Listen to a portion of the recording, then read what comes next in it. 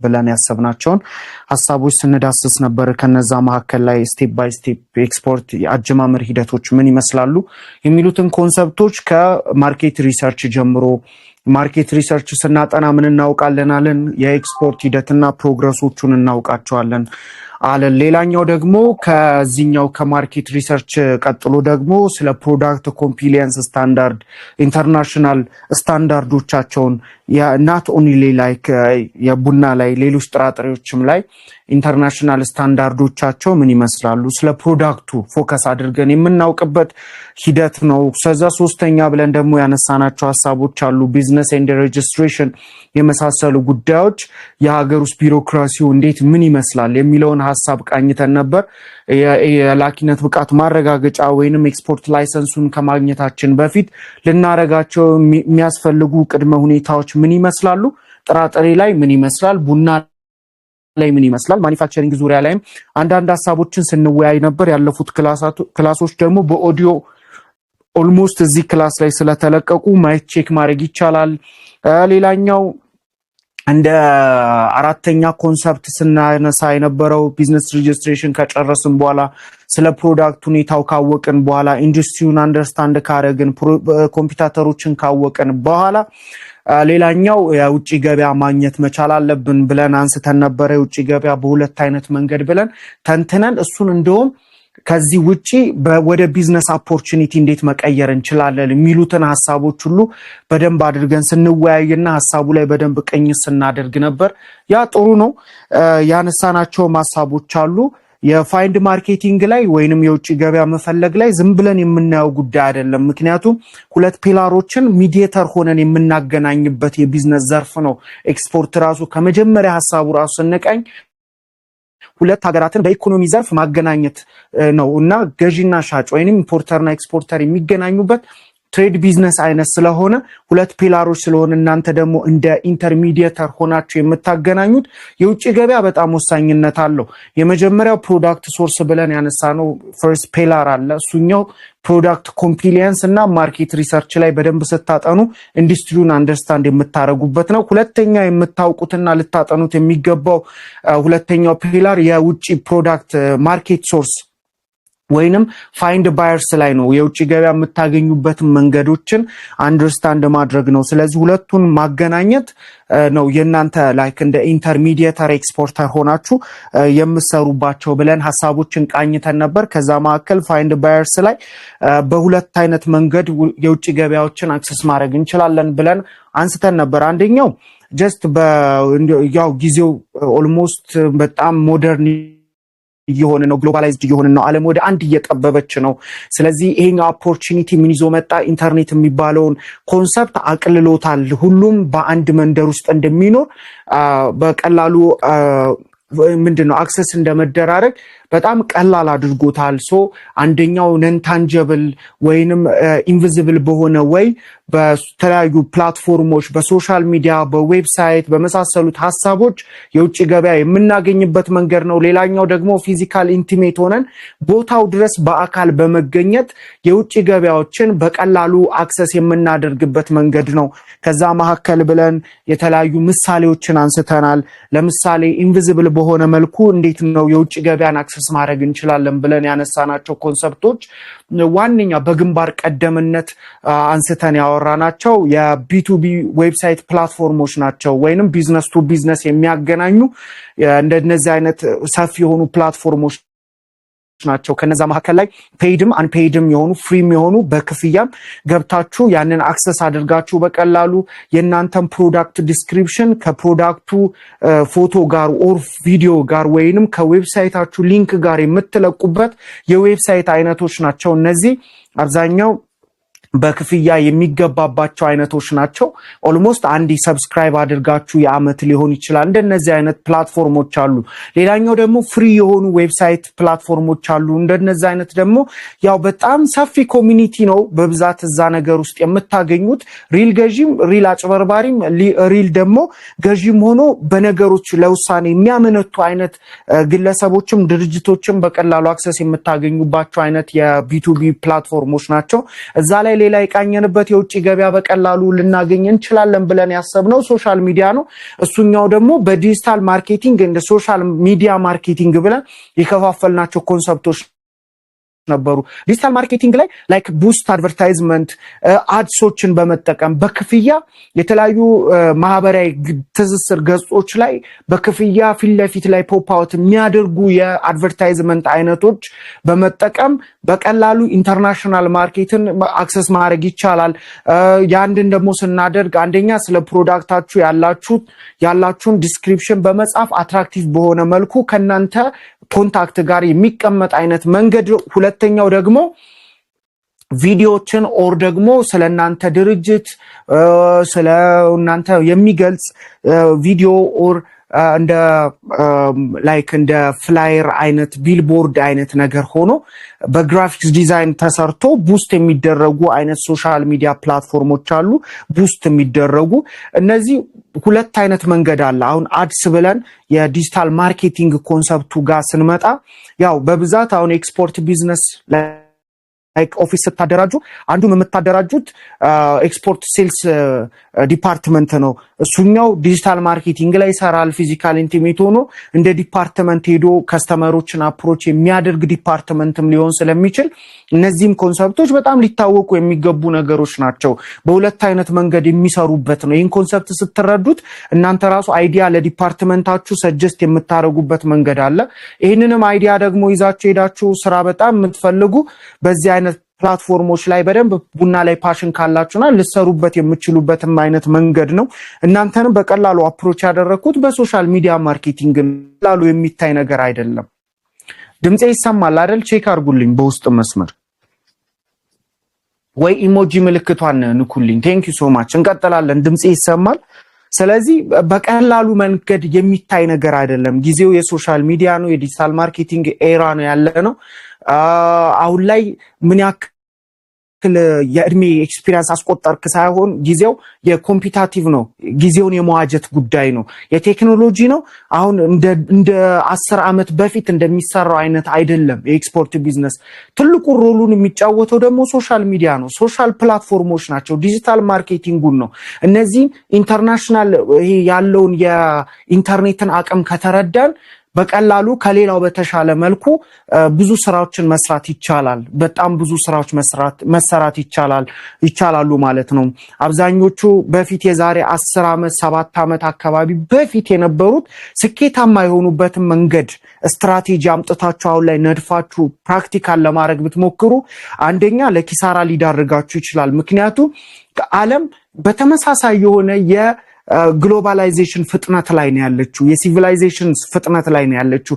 እያንዳንዱ የኢንዱስትሪ የአሰራር ኢንዱስትሪ የየራሱ የሆነ የአሰራር መንገዶች አሉት።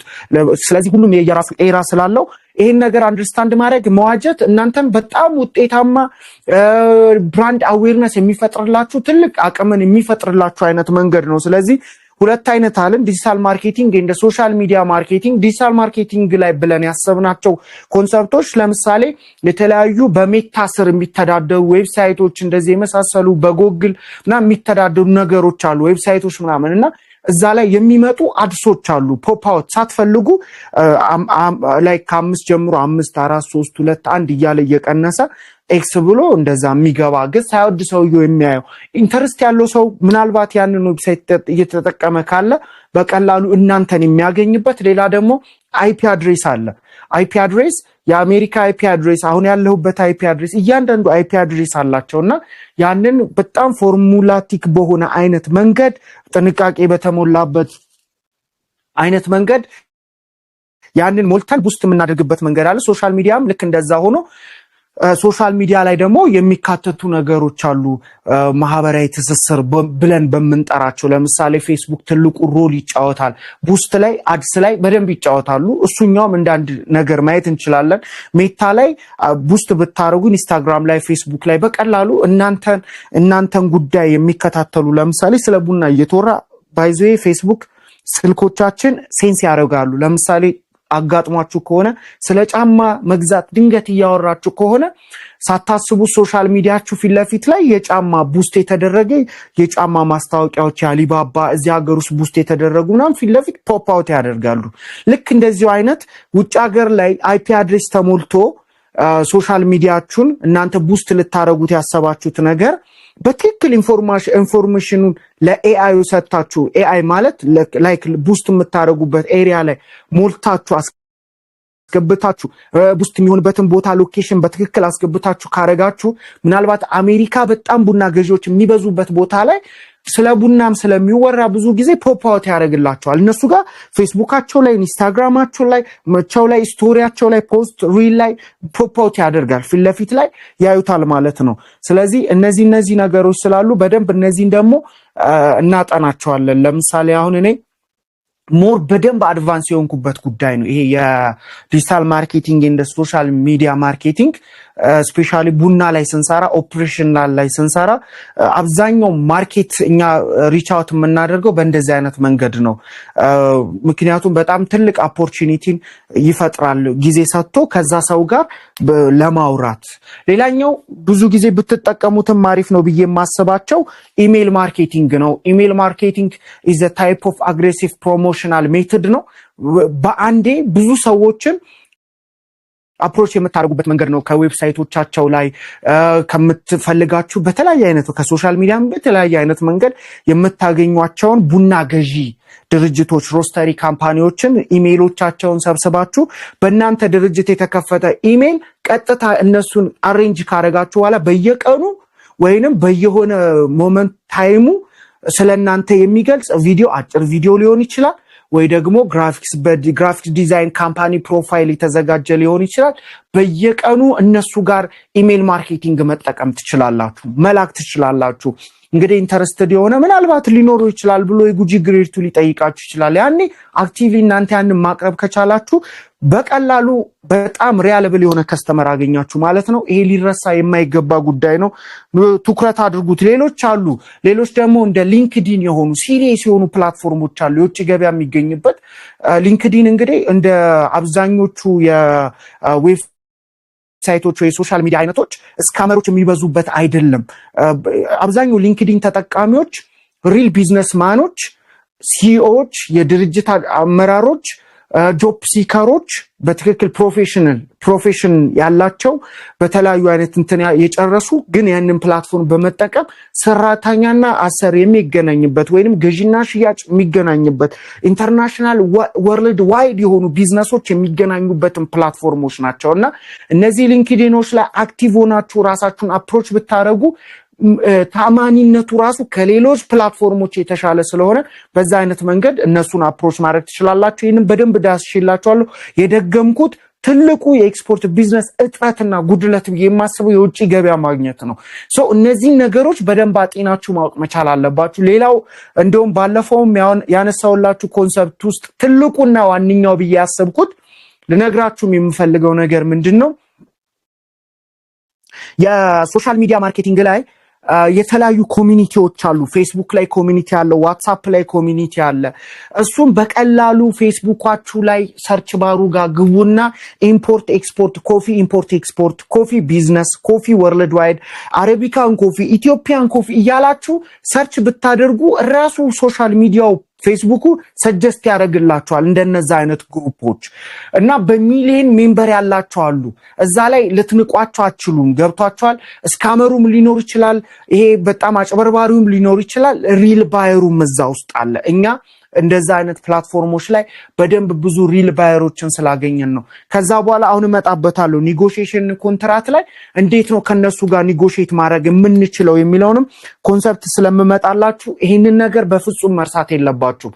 እንደነዚህ አይነት ግሩፖች ላይ ሰርች አድርጋችሁ ገብታችሁ ጆይን ካደረጋችሁ በኋላ ፕራክቲስ ማድረግ ነው። ኤቭሪዴይ ፕራክቲስ ማድረግ ነው። እንዴት ነው የሚደረገው? እንዴት ነው የሚሰራው? ልንገራችሁ። የመጀመሪያው ዲስክሪፕሽን ታዘጋጃላችሁ። ለምሳሌ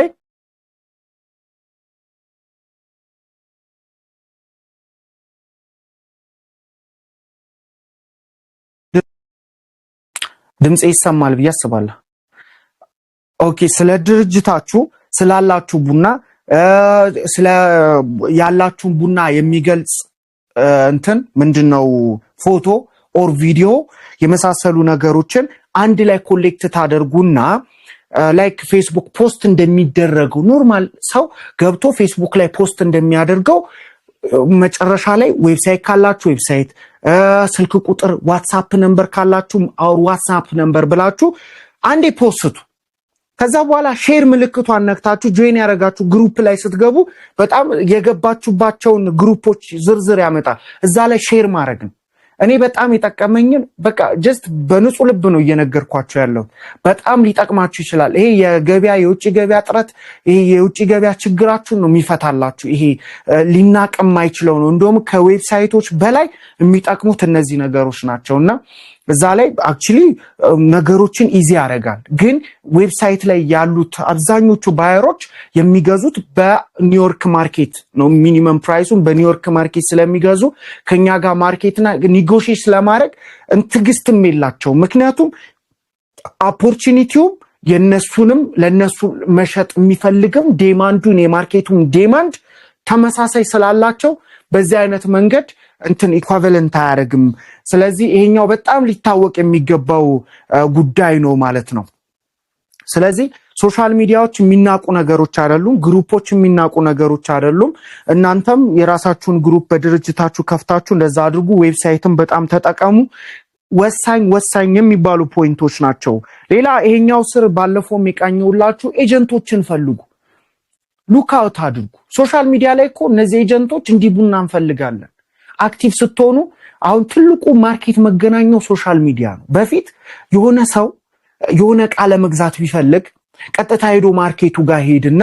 ይፈልጋል አፕሮች ያደርጋል ምናምን ስታፍ በፊት እንደውም እኛ የውጭ ገበያ የዛሬ 5 አመት በፊት እኔ ገና ፍሬሽ ያለው የዚህ ኢንዱስትሪ ውስጥ በቅጥር ህይወቴ ምን ይደረጋል ከሴልስ ዲፓርትመንት የኤክስፖርት ሴልስ ዲፓርትመንት ሰው ተመርጦ ኤግዚቢሽን እንዳለ በኢትዮጵያን ኮሜርስ ቻምበር ኦፍ ኮሜርስ አናውንስ ሲደረግ ያንን መረጃ ይዘው ይሄዱና ውጭ ሀገር ላይ ከዛ በኋላ ፊዚካል ኢንቲሜት ይሆናሉ ሳምፕል ይዘው ይሄዱና ፊዚካል ኢንቲሜት ሆነው ሰውየውን አፕሮች ካደረጉት በኋላ የሚያሳዩት ያናክል የሆነ በቃ ግልጽ የሆነ ነገር ስለሌለ ፎቶ ፕሮዳክሽን አሁን ነው ቅርብ ነው እየመጣው ይሄ ነገር በደንብ ሶሻል ዓለም ወደ አንድ መጠቅለል የጀመረችው ድንገታዊ እኔ ኢንዱስትሪ ስላለው ነው ምነግራችሁ የዛሬ 3 አመት በፊት ነው በኋላ ነው ከዚህ ከ3 አመት ወደዚህ 3 አመት ነው በደንብ ይሄ ዌብሳይቱ ላይ ብዙ ጊዜ የሚገራርሙ ቪዲዮዎችን ሰርተው መልቀቅ የጀመሩት አብዛኞቹ ኤክስፖርተሮች በፊት እንደዚህ አልነበረም ማኑዋል ነበር የሚሰራው ስራ ማኑዋል ስለነበረ ሄደው ቼክ ያደርጋሉ አፕሮች ይፈጥሩና አፕሮች ከፈጠሩ በኋላ የነሱን ሴልስ ኤጀንት ወደዚህ ሀገር ያመጣሉ ያ ሴልስ ኤጀንት ሄዶ የነሱን ስቶክ ቼክ ያደርጋል ራሱ ከዛ ውክልና ወጥቶ የሚወስደው እዚሁ ካፕ ያደርጋል ቡናው መኖሩን እርግጠኛ ከሆነ በኋላ እነሱ ያለው ሌጋል ነገሩ ሪያለብል መሆኑን ካወቀ በኋላ ሴልስ አግሪመንት ይላላኩና በዛ አይነት መንገድ ኤክስፖርት ደን ይሆናል ማለት ነው ስለዚህ ይሄ አሁን የመጣው ሶሻል ሚዲያ ግን በጣም ለእናንተ ትልቅ ኦፖርቹኒቲ ነው ክሬት የሚያደርገው ይሄ መታወቅ አለበት አሁን ሶሻል ሚዲያም ከመጣ በኋላ ብዙ ኤጀንቶች ኢቭን ኢፍ ስታርባክስ ኤጀንት አላቸው እዚህ የራስ ቢሮ አላቸው ከቀርጫንሺ ግሩፕ ጋር ይሰራሉ ከተለያዩ ከእንትን ከነየዳየ በንሳ ጋር ራሱ ይሰራሉ ሌሎችም አሉ ከነ ሀዲድ ጋር አብዛኞቹ ጋር ይሰራሉ ታዋቂ የሚባሉት አክቹሊ ከነ ኤምጂ ጋር ሲሰሩ ስላልሰማው ከነዚህ ነገር ስለሚሰሩ ኤጀንቶች አሏቸው ዲማንዳቸው ከፍተኛ ስታርባክስ እንደ ዓለም አቀፍ ቡናን አፍልቶ ብቻ አይደለም ለክላይንቶች የሚያቀርበው ፓክ አድርጎ ይሸጣል ለተለያዩ ዓለም አቀፍ ግዙፍ ዎልማርት የመሳሰሉ ትላልቅ ሃይፐር ማርኬቶች ለነሱ ዲስትሪቢዩት ያደርጋል ዲማንዱ ከፍተኛ ኢቭን የኢትዮጵያን ብቻ ራስ ሙሉ ለሙሉ ቢወስ ዲማንዱን ፉልፊል ያደርገው ኢቭን ከብራዚል ኮሎምቢያ ቪየትናም ኢንዶኔዥያ ከመሳሰሉት ሀገራት ጋር ራሱ ያለው ዲማንድ የኛ ሀገር ጋር ያለው የፕሮዳክሽን ሬት ራሱ ኢኳቫለንት ለማድረግ ብትሞክሩ የሰማይና የምድር ነው አይገናኝም በምንም ተአምር ነው ማይገናኙ ከነዛም እየወሰዱ ግን ከኛም ይወስዳሉና እንደነዚህ የመሳሰሉ ግዙፍ የዓለም አቀፍ ቡና ገዢ ድርጅቶች አሏቸው ኤጀንቶች እነዚህ ኤጀንቶች ምንድነው የሚያደርጉት አንደኛ ከተቻለ በአሪፍ ፕራይስ ጉድ ኳሊቲ ላይ ትኩረት ስለሚያደርጉ ኳሊቲ ያላቸው ትላልቅ የቡና ኤክስፖርት ድርጅቶች ጋር ሴልሳቸውን በመላክ አፕሮች ያደርጋሉ ስቶክ ቼክ ያደርጋሉ ሄዶ እርሻ ጋር ቼክ ያደርጋሉ ምናምን የጀርመን ሀገር ሮስተሪ ቡና ገዢዎች ከሆኑ የለንደን ዩኬ ከሆኑ ዩኬ በጣም በቡና እነግራቸዋለሁ ዩኬ የሚሰራውን ታምር ራሱ እነግራቸዋለሁ እዛ አካባቢ ላይ የሚፈልጉ ቡና ከሆነ እዚህ ያለው ኤጀንት ምንድነው የሚያደርገው አንደኛ የኳሊቲ ጉዳይ ቼክ ያደርጋል የጥራት ጉዳይ ቼክ ያደርጋል የሚያስፈልጉ የዶክመንቴሽን ሁኔታ ውስጥ ኤዩዲአር ኢምፕሊመንት ስለመሆኑ ያድርጅት ቼክ ያደርጋል ኤዩዲአር ኢምፕሊመንት ስለመደረጉ ብቻ የሚገልጽ ደብዳቤ ብቻ አይደለም የሚፈልጉት ቦታው ድረስ ሄደው ከዲፎረስቴሽን ጋር ከ2022 በፊት ቡናው ስለመተከሉ የሚገልጽ ስለመሆኑ በራሳቸው ሄደው ቼክ አድርገው ነው ያ ቡና ሌጋል ነው ትክክል እኛ ባስቀመጥነው ሪኳየርመንት መሰረት ነው የተቀመጠው ብለው ያንን ቡና ወደ ሀገራቸው እንዲገባ አሉ ያደርጋሉና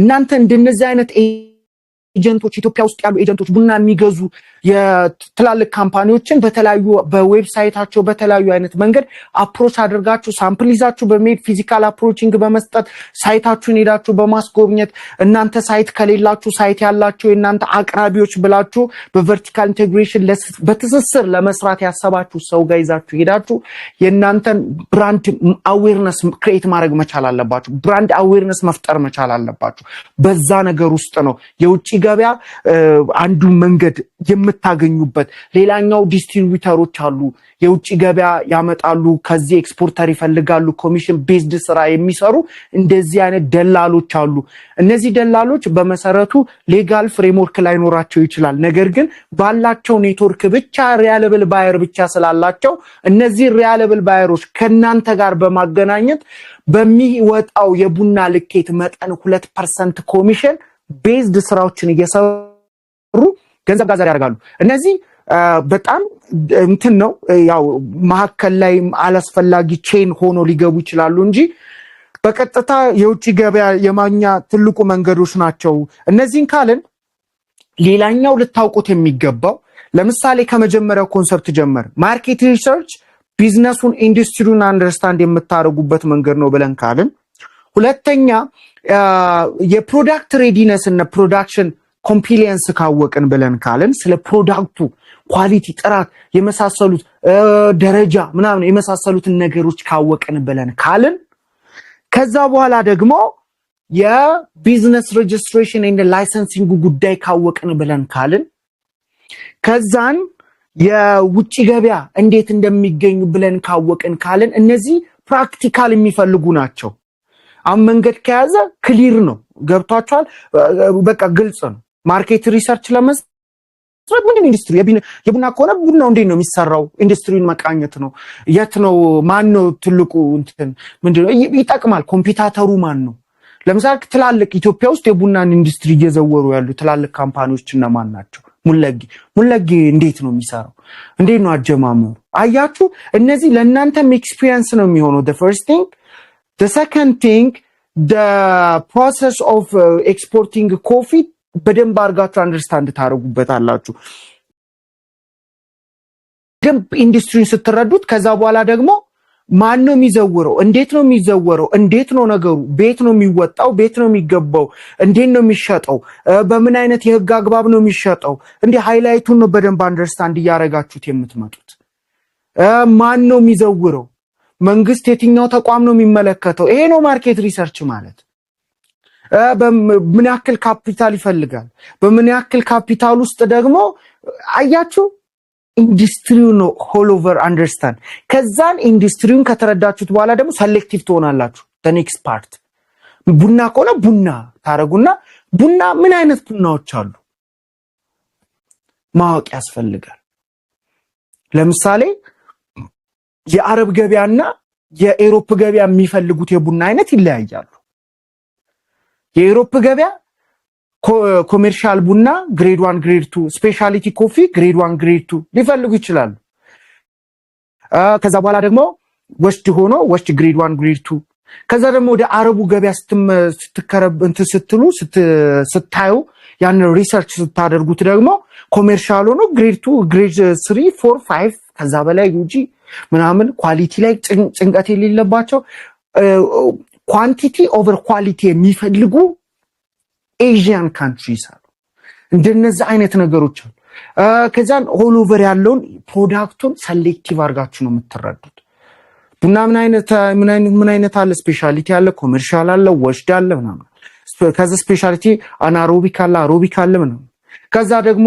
ኮሜርሻል ላይ ምን አይነት ግሬዶች አሉ ግሬድ 1 እስከ ግሬድ 5 ወሽድ ሲሆን ግሬድ 2 ግሬድ 1 ግሬድ 3 አንዳንድ ያለ ያላችሁ ፕሮዳክቱን ተረዱት ከዛን ይሄን ከተረዳችሁ ፕራክቲካል ነው ይሄ ፕራክቲካል ካወቃችሁት በኋላ እዚህ ውስጥም ያው ዶክመንቴሽን ላይ መጣላችኋለሁ በደንብ ሰፊ ሐሳብ ነው ብዬ ነው ከዛ በኋላ ቢዝነስ ሬጅስትሬሽን ላይሰንሲንግ ጉዳይ ማወቅ በቃ ወደ ገደሉ ገባን ነው አምን ያክል ካፒታል ያስፈልጋል እና ሶ ራሴን ማዘጋጀት አለብኝ ይሄኛውን ያክል ካፒታል ላይሰንሱ ምን ያክል ይሄን ያክል ቢሮ እንዲ ይፈልጋሉ ሶ ቢሮ እንደዚህ ማስተካከል አለብኝ ካላስ ፋይንድ ፎሬን ባየር ደግሞ ኦልሞስት ፋሲሊቴት ካረጋችሁ በኋላ ቅድም እንዳልኳችሁ መሰረት ብትፈልጉ ማርኬት አይጠፋም ማርኬት በሽ ነው በጣም ብዙ ነው ያለው ትልቁ ችግር የኢትዮጵያውያን ትልቁ ችግር ምንድነው የመጀመሪያው ነገር ይሄ የእውቀት አዌርነሱ የላቸውም እንዴት ማርኬት እንደሚፈልጉ በደንብ በቅጡ እንትን ይንቁታል አሁን ሶሻል ሚዲያ ይንቃሉ አብዛኛው እኔ ለምን እንደሆነ አይዶን ነው ለምሳሌ እኔም ብለ የሚያረጉኝ ትላልቅ ኤክስፖርተሮች አሉ በፊት የዛሬ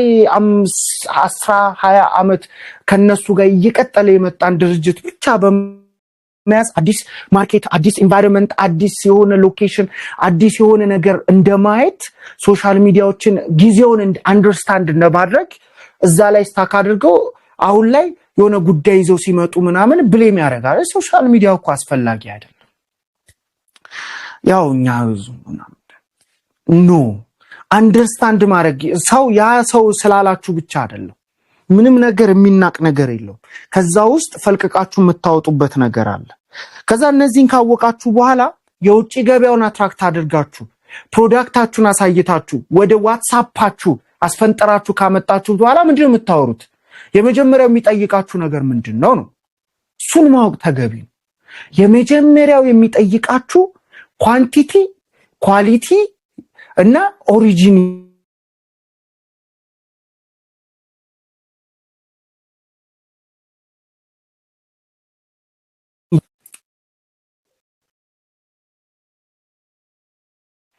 ድምጽ ይሰማል ኢሞጂ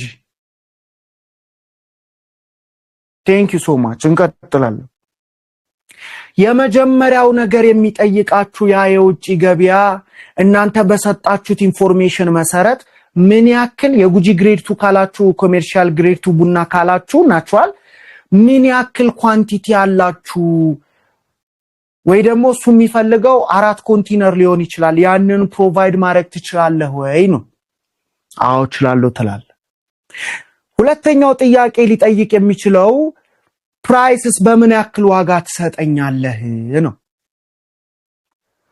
ሚኒመም ፕራይስ የኢትዮጵያን መቼም እንትን አትሉት የኒውዮርክ ማርኬትን ልትሰጡት ትችላላችሁ ወይ ደግሞ እናንተ አስቀድማችሁ ያንን ሶሻል ሚዲያዎቻችሁ ላይ ፖስት ከማረጋችሁ በፊት ሴልስ ፎርካስት ትሰራላችሁ በምን ያክል ሽጬ በምን ያክል ገዝቼ በምን ያክል ብሸጠው ነው ትርፋማ የሚያረጋኝ ፈርዘር ነው የምታስቡት ጋይስ ለምሳሌ ያ ዶላር ፎሬን ከረንሲው መጥቶ በዛ ፎሬን ከረንሲ የሆነ ነገር ኢምፖርት ባረግ አሁናዊ የገበያ ሁኔታ ምን ያክል ነው ከዛ በኋላ ምን ያክል ትርፍ ይዤበት ወጣለው ሴልስ ፎርካስት ማለት that's all ሊያስገድዳችሁ አይችልም ኒውዮርክ ፕራይስም እናንተ ካዋጣችሁ ቀንሳችሁ መሸጥ ትችላላችሁ ጨምራችሁ መሸጥ ትችላላችሁ ማርኬቱን አንደርስታንድ ስታደርጉትና የምትገዙበት ከግዢው ነው ቀንሳችሁ ለመግዛት ኔጎሽዬት የምታረጉት በቨርቲካል ኢንተግሬሽን የምትገዙት አቅራቢ ላኪም ከሆናችሁ ከአምራች የምትገዙበት ያ አምራች ካላችሁ ደግሞ አምራች በጣም ትርፋማ ነው። ምንም ከማንም ጋር ኒጎሼት አያደርግም ያመረተውን ስለሚልክ ማለት ነው። ምናልባት የኳንቲቲ ብዛት ልኬት መጠኑ ነው የሚለያየው። ያ የተባላችሁት ያክል እናንተ መሬት ላያመርተው ይችላል እና ያኛው ምናልባት ሾርቴጅ ሊፈጥር ይችላል። ለምሳሌ 40-50 ሄክታር መሬት ያለው እስከ 43,000 የተጣራ ቡና ምናምን ሊወጣው ይችላል። እዚህ አምራቾች ካላችሁ ፊል ታደርጉኛላችሁ። ሶ እነዚህን ኮንሰፕቶች መረዳት ጥሩ ነው። ሌላኛው የሚጠይቀው አልኳችሁ ከዛን ኳንቲቲ ብዛቱን ይጠይቃችኋል። የሚፈልገውን ያክል እንደምታቀርቡ ዋጋ ይጠይቃችኋል። በሶስተኛ ደረጃ ፔመንት ተርም ይጠይቃችኋል። በምን አይነት መንገድ ነው ክፍያ ሁኔታ የምትቀበለኝ ነው የሚላችሁ። ብዙ ፔመንት ሜቶዶች አሉ። መቼም እሱ ጠያቂ ከሆነ አድቫንስ ላይሆን ይችላል። ኤልሲ አለ፣ ለእናንተ ካድ አለ፣ ካሽ አጌንስት ዶክመንት አለ። እነዚህ መንገዶች አሉ። አብዛኛው ኢትዮጵያ ውስጥ ፕራክቲካል የሆነው በኤልሲ ነው። ሶ ኤልሲ ብላችሁ የእናንተን ልታቀርቡለት ይገባል። ከዛ ሌላኛው የሺፒንግ ላይን እና የሎጂስቲክ ሁኔታ ነው የሚጠይቃችሁ። ሺፒንግ ላይ ብዙ ጊዜ ሲወራ አልሰማም። አሁን ለምሳሌ በጣም ታዋቂው ማዛርክ ላይን ነው። ለምሳሌ እሺ ሎጂስቲክ ላይ በኤፍኦቢ ከተስማማችሁ ኔክስት የሚሆነው የሺፒንግ ላይኑ ነው። ሺፒንግ ላይን ማዛርክ ላይኖች አሉ፣ የመሳሰሉት ላይኖች አሉ። የኢትዮጵያ ሎጂስቲክ ምናምን ራሱ ላይን አለ። ስለዚህ እነዚህን ክሊሪፋይ ታደርጉታላችሁ። ከዛን እነዚህ ተርሞች ላይ ከተግባባችሁ በኋላ የፔመንት ሁኔታ ከተግባባችሁ በኋላ ኢንኮተርም የምንላቸው የኳንቲቲ፣ የኳሊቲ፣ የፕሮዳክት ፕራይስ ፔመንት ካረጋችሁ በኋላ ቀጣይ የሚያደርገው ሳምፕል ላክልኝ ነው። ሳምፕል ስትልኩ ምናልባት 1 ኪሎ ብትልኩ ሰውየው ሳይጨናነቅ ቢባክንም እንትን ይላል። ግን ያው ለካፒንግ 250 ግራም ነው የሚጠቀሙት አብዛኛው ካፕ ሲያረጉትና ካፕ ያረጋሉ። ከካፑ ጋር ደግሞ ከሳምፕሉ ጋር ስትልኩ የእናንተን ካፒንግ ሪዛልት ይፈልጋሉ። በቨርቲካል ኢንተግሬሽን ላይ ከአቅራቢው ስትገዙ አቅራቢው ወደ እናንተ የሽኝት እንትስል ላይ ከዛም የካፒንግ ሪዛልት ይፈልጋሉ። ሶ እነዚህን ካፒንግ ሪዛልቶች ከዚህ ከእናንተ ሳምፕል ጋር አርጋችሁ በዲኤችኤል በምናምን ላይሰንስ ስላላችሁ ኦልሞስት በላይሰንስ እንጂ አይወጣም። በፊት እንዲሁም ማውጣት ትችላላችሁ በሰው ምናምን ሳምፕል ይላካል። አሁን ግን በጣም መንግስት አርጀንትሊ ከልክሏልና ሶ በዚህ አይነት መንገድ ትልካላችሁ። ሰውየው ያያል። ፕራይስ ከተመቸው፣ ኳሊቲ ከተመቸው፣ ኢኮተርሙ ከተመቸው፣ ሚኒት ከተመቸው ምንድነው የሚያደርገው? ድራፍት ኮንትራት ይልክላችኋል። ያንን ድራፍት ኮንትራት መጀመሪያ በተግባባችሁበት መሰረት ታዩትና ድራፍት ኮንትራቱን በደንብ ቼክ ካረጋችሁ በኋላ እናንተ ደግሞ ከዚህ ፕሮፎርማ ኢንቮይስ ትልካላችሁ። ፕሮፎርማ ኢንቮይስ በተደጋጋሚ ብየዋለሁ። በመሰረቱ ሌጋሊቲ መሰረት የለውም፣ ፍሬምወርክ የለውም። ነገር ግን የሌጋሉ ቤዝመንት ነው። ለኮሜርሻል ኢንቮይስ ቤዝመንት ነው ፕሮፎርማ ኢንቮይስ። ፕሮፎርማ ኢንቮይስ ስትልኩለት አይቶ ከተስማማ በኋላ ድራፍት ኮንትራት ጋር ከተላላካችሁ በኋላ ድራፍት ኮንትራቱን በደንብ አርጊው ካረጋችሁ በኋላ ሴልስ አግሪመንት ይላካል። በዛ መሰረት ኤልሲ ከሆነ ኤልሲ ይከፈታል። ሌተር ኦፍ ክሬዲቱ ለእናንተ አድቫንስ ባንክ ይደርሳል። ከዛ እያለ ኤክስፖርት ሁኔታው የኮንሳይመንት አግሪመንት ሁኔታው መሰረት 90 ቀንም ሊሆን ይችላል፣ 120 ቀንም ሊሆን ይችላል። ጨማምራችሁ ኦር ቀንሳችሁ በእናንተ ኮንሳይመንት አግሪመንት በሴልስ አግሪመንታችሁ ላይ ኮንትራክት ነምበሮቻችሁ ከተደረጉ በኋላ በዛ አይነት መሰረት ቀጥታ ለውጭው ገበያ ሺፕ ማድረግ ትችላላችሁ።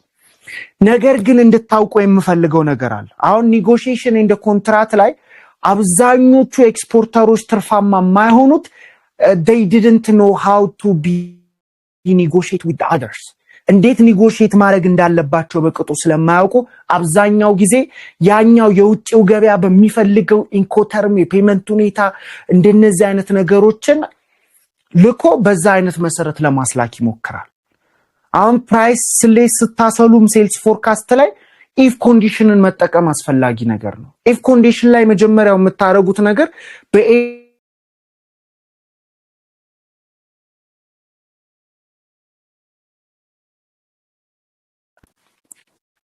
ድምጽ ይሰማል?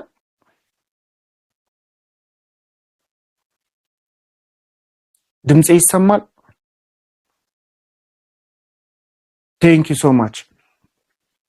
በኢንኮተርም በዚህ አይነት የፔመንት ሜትድ ብልክ በኒውዮርክ ፕራይስ ብስማማ ተላላችሁ ፕራይስ ራሱ እኮ ግራፍ ላይ ታያላችሁ ባይዙ ካንድል ቪው አለ ላይክ አሁን ባለፈውም እንትን እቺ ትሬድ ቪው ምትል አፕሊኬሽን አለችና ላይክ ኮፊ ብላችሁ ሰርች ስታደርጉ የተለያዩ ሀገራትን ኮፊ ፕራይስ ያወጣላችኋል ሶ የነዛን ኮፊ ፕራይሶች ስታዩ ካንድል ቪው ያመጣል ሶ ያለፈውን ሳምንት በምን ያክል ሲመጣ መጣና አሁን ምን ያክል ሊሆን ይችላል ተብሎ ራሱ ትሬድ የሚያረጉታሉ ቡናው ራሱና በዛ መሰረት የእንትኑን ፕሪዲክት ታረጉታላችሁ ከዛ ፕሪዲክሽን ጋር አንስታችሁ በዚህ ብሸጥ በዚህ ፔመንት ሜትድ ብሸጥ ከዛ ከፔመንት ሜትዱ ባሻገር ደግሞ በዚህ ኢንኮተርም ብሸጥ ያ ማለት ኤፍኦቢ ሲአይኤፍ ምናምን ብሸጥ በዚህ ባረገው ብላችሁ ተሸጥ ሂሳብ አውጣታችሁ ከዛ ሂሳብ ጋር እንዲመሳሰል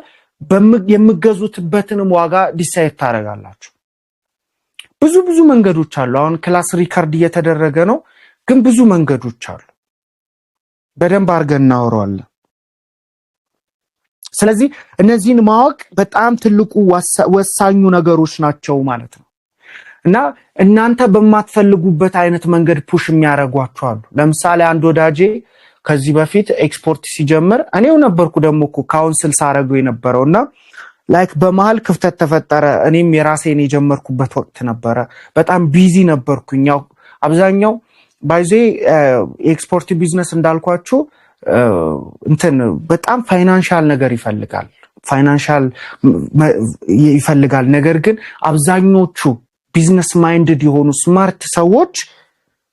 ስማርት ሰዎች የሚጠቀሙበት መንገድ ያንን እንትን ከባንክ ጋር ነው አብሮ የሚሰሩት በተለያየ አይነት መንገድ ከባንክ ጋር ብቻ ሳይሆን ከአቅራቢዎች ጋር ኮላብ በማድረግ የውጭ ገበያ ጋር በደንብ ኒጎሺዬት በማድረግ አድቫንስ ፔመንት በመቀበል በእንደዚህ አይነት መንገዶች 50 በ50 አቻችለው ነው የሚሰሩትና ብዙ መንገዶች አሉ የሚሰራበት እኔም በዛ ነገር ውስጥ ስላለፍኩ ማለት ነውና እኔ በዛ ወቅት በራሴ ቢዝነስ ያው በጣም ስትራግል ያያረኩ ስለነበር ያው ሶልም ነው የኔ ላይሰንስ ብቻዬን ያለውት በጣም ይረዳኝ ልምድ ስላለኝ እንጂ ብቻ በጣም የሚከብድ ኢንዱስትሪ ነውና ብዙ ነገር ፋሲሊቴት ለማድረግ ኔትወርክ ራሱ ቢልድ ለማድረግ አንዳንድ ነገሮች በጣም ሀስል ያደርጋሉና ያኔ በዛ ወቅት እሱ የውጭ ገበያ አገኘና ከባንክ ጋር አስተካክሎ ነገሮችን ከዛ በኋላ ድራፍት ኮንትራክት ላይ ሲላላጉ ይሄ ኤፍኦቢ እና ሲአይኤፍ በደንብ አንደርስታንድ አላረገው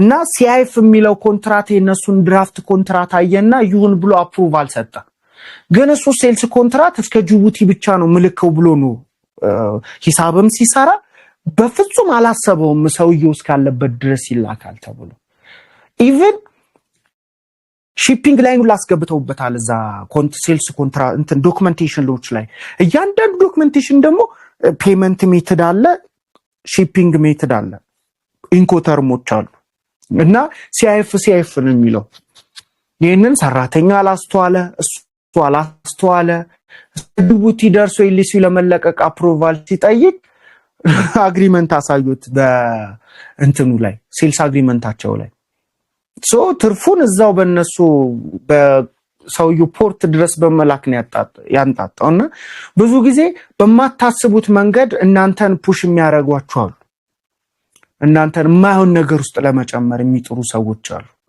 ይሄንን ስታውቁ ነው እነዚህን ዲፌንድ የምታደርጉት በተለያየ አይነት ዘርፍ ጥራጥሬ ላይም ይሄ ነገር አለ ቡና ላይ አለ ማኒፋክቸሪንግ ቴክስታይልም ሊሆን ይችላል ሌዘር ምን ኤቭሪቲንግ በማይክሮም በማክሮም ሌቭል ያሉ ተመሳሳይ ነው እንትናቸው ሺፒንግ ላይን ፔመንት ላይን እና የሚባሉት ተመሳሳይ ናቸው ምናልባት እያንዳንዱ ፕሮዳክት የሚለያየው የዶክመንቴሽን አይነት ሆኖ የእንትን ላይ ነው የሚለያየው የዶክመንቴሽን አይነት ሆኖ የሰርቲፊኬት ወይንም ይሄ ኮምፕሊየንስ ሰርቲፊኬት የሚባሉ አሉ እነሱ ነገር ላይ ነው የሚለያየው ስለዚህ በጣም ኔጎሺዬሽን በጣም ወሳኝነት ያለው ነገር ነው ሌላኛው ጥያቄዎቻችሁን እቀበላለሁ በውስጥ መስመር ጥያቄ ያለን ያላችሁ ስላላችሁ ዛሬ ምን እናረጋለን ቆይ በመሃል ማስታወቂያ ልንገራችሁ እንግዲህ በጣም አሪፍ እየተማማርን ነው። በጣም እኔ ደስ ብሎኛል። በክላሳችን እንግዲህ ሰፖርቲቭ ነው ብዬ አስባለሁ። ናት ኦንሊ ከእውቀት ብቻ አይደለም ከልምድም ነው የምናወራው። ኦልሞስት በጣም ጉዳይ ገዳይ ሆኜ የጨረስኳቸውን ነገሮች ያወቅኳቸውን ነገሮች ነው ስሩ ኤክስፒሪየንስ እየነገርኳቸው ያለሁት እና በጣም አሪፍ ኤክስፒሪየንስ ሼር እየተደራረገ እንደሆነ አይ ሆፕ በኔክስት ቅዳሜ መምጣት የምትችሉ ኦፊሴ ደግሞ አሁን ስለማወራቸው ኤክስፖርት ዶክመንቴሽን ላይ ሰሊጥ ላይ እናያለን፣ ቡና ላይ እናያለን። እኛ ኮፌራ ኮፊ ስንልክባቸው የነበሩ ዶክመንቴሽኖች አሉ። እነሱን የተወሰናችሁ ብትመጡ እንትን ነው ያው ቢሮ በጣም ሰፊ ትልቅ ላይሆን ይችላል። እስከ 20 ምናምን ሰው ነው እንትን የሚለው ሳይጨናነቅና ሰፊ ቢሮ ነው ያለን። ግን እንዳይጨናነቅ በሚለው መምጣት የምትችሉ አናውንስ ታረው ባትመጡም ችግር የለውም። ያናክል እንትን አይደለም። ድራፍት ነው የምናየው። ላይክ የዶክመንቴሽን ድራፍቶችን ነው ሳምፕሎችን ነው የምናየው። ሌላኛው እሁዱ ቀን ግን እናንተ ብቻ ሳትሆኑ ብዙ ሰዎችን ኢንቫይት አድርጉ። ማንንም ይዛችሁ መምጣት ትችላላችሁ።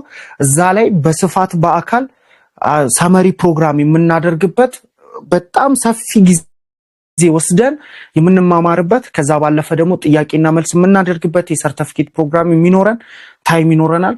በዛ ላይ ደግሞ በደንብ በአካል የምንተዋወቅበት ለቀጣይ ስራዎቻችን ደግሞ አቅጣጫዎችን የምንዘረጋበት ነው። ያለፉት ክላሶች ስቲል አብረውኝ እየሰሩ ያሉ ሰዎች አሉ። አብረውኝ እየሰሩ በጣም ሰፖርቲቭ የሆንኳቸው ሰዎች አሉ። ኢቭን የዱባዩን አሁን እኔ አልሄድኩም የወርልድ ኮፊ እዚህ በጣም ብዙ ታስክ ስላለብኝ ያው ሶል ስለሆነ የኔ ካምፓኒ ላይክ 3 ድርጅት ነው የምመራው። እኔ ዞር አልኩ ማለት በጣም ብዙ ነገር ነው የሚበለሻሽብኝና አልሄድኩም። ግን የኔ ከስተመሮች የሆኑ በጣም ብዙ ሰዎች ሄደዋል። ከዛ ራሱ ቪዲዮ ሲልኩልኝ እኔም ስቶሪ ሳርግ ምናምን ነበር። ብዙ ሰው እንደውም ይሄድኩ ነው የመሰለው። እኔ አልሄድኩም፣ በአሁኑ አልሄድኩም። ስለዚህ እነዚህን ሀሳቦች መረዳት ጥሩ ነው። እሁድ እንዳትቀሩ ከ8 ሰዓት ጀምሮ ቦታው ተመሳሳይ ነው። ሀያት አደባባይ ተስፉ ሲኒማ አዳራሽ ውስጥ ነው። በጣም ሰፊ ቦታ አለ። ሰፊ ነው አዳራሹ። ሰው ብዙ ጊዜ እንደውም የሚሞላ እየመሰለኝ እንትን ሊሚት አደረገው ነበር። አሁን ግን በጣም ሰፊ ቦታ አለ። ሰዎችን ኢንቫይት ማድረግ ትችላላችሁ። አሁን ደግሞ የምናደርገው ባለን ኦልሞስት 17 ደቂቃ የዶክመንቴሽን ኤክስፖርት ዶክመንቴሽን የምላቸውን ኮር ፖይንቶችን አነሳላችሁና ወሳኙ የጀርባ አጥንት ስለሆነ ሮብ ተንትኜ እነግራችኋለሁ። በዚህ ኤክስፖርት ዶክመንቴሽንም ላይ የዩቲዩብ ቪዲዮም ሰርች ያለው ተንትኜ በደንብ አድርጌ እንደውም ካታጎራይዛ ኮር ዶክመንቴሽን ብዬ ከዛን የኮምፕሊያንስ ስታንዳርድ የሆኑ ዶክመንቴሽን ብዬ ከዛን ከፋይናንሻል እንደ ባንክ ጋር የሚገናኙ የዶክመንቴሽን አይነቶች ብዬ ዘርዝሬ እነሱን ደግሞ ወደ 3-4 ፖይንቶች በደንብ አድርጌ ተንትኜ የሰራሁት ቪዲዮ አለ። ኤዲት አድርገው ከጨረሱት ፕሮዳክሽን ቲሙ እናየዋለን እንዲለቁት አደርጋለሁ በዚህ ሳምንት። ከዛ ውጪ ግን ሮብ ይህንን ደግሞ ቷቷ እናደርገውና በደንብ እንማማራለን። ከዛ አርብ ላይ ደግሞ ፕራይሲንግ እንሰራለን ማለት ነው። ቡና ለመግዛት ምን ያክል ነው ወረቀት ስክሪፕቶ ይዘን እንዲህ ብንገዛ ኢፍ ኮንዲሽንን በመጠቀም በእንትን እንዲህ ብንገዛ ከእንትን በእንዚህ ብንገዛ ልኬት ምንድነው እንትን ምንድነው ቨርቲካል ኢንተግሬሽን ምንድነው አንድ ኤክስፖርተር ከየት ነው ቡና መግዛት የሚችለው በምን አይነት የሽኝት ወረቀት ነው የሚያልፈው ይመጣና ማበጠሪያ ምንድነው እዛ ተበጥሮ ሪጀክት ምንድነው ሉዝ ምንድነው ስክሪን ምንድነው ሳይዝ ስክሪን ባሉ ዲፌክት ምንድነው የሚሉትን ሐሳቦች እናያለን። ከዛ ኮንቴነር እንዴት ነው ምን አይነት ኮንቴነሮች እነሱ እናያለን። ሂሳብ እንሰራለን። ምንም እንዳትቀሩ ሰው ለሰዎች እንትን በሉ እንዳትቀሩ ክላሱ ላይ። ስለዚህ የኤክስፖርት ዶክመንቴሽን እንዳልኳችሁ ኮር የምንላቸው አሉ። ከኮምፕሊየንስ ጋር የሚገናኙ የሰርቲፊኬት አይነቶች አሉ። እንደየፕሮዳክቱ የሚለያዩ አሉ። ከዛ ከባንክና ፋይናንስ ጋር የሚገናኙ የዶክመንቴሽኖች አይነት አሉ። አሁን ግን ጭምቅ አድርጌ ወደ 7 ፖይንቶችን አነሳላችሁና ኖት ያዙ። 7 ፖይንቶችን አንስቼላችሁ ከዛ ደግሞ በደንብ ተንትኜ ሮብ ስጀምር ከለፈው ክላስ ሳይሆን ከዶክመንቴሽኑ ጀምርላችኋለሁ።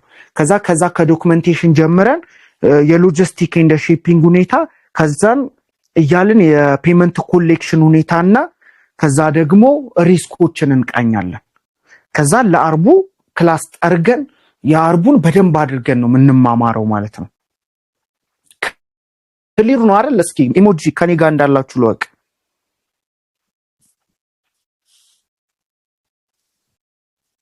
ቴንክ ዩ ሶ ማች። እንቀጥላለን። እንግዲህ ዶክመንቴሽን አይነቶች ቅድም ኔጎሺዬሽን እንደ ኮንትራክት ላይ ስናነሳ የነበርናቸው ኮንሰፕቶች ነበሩ።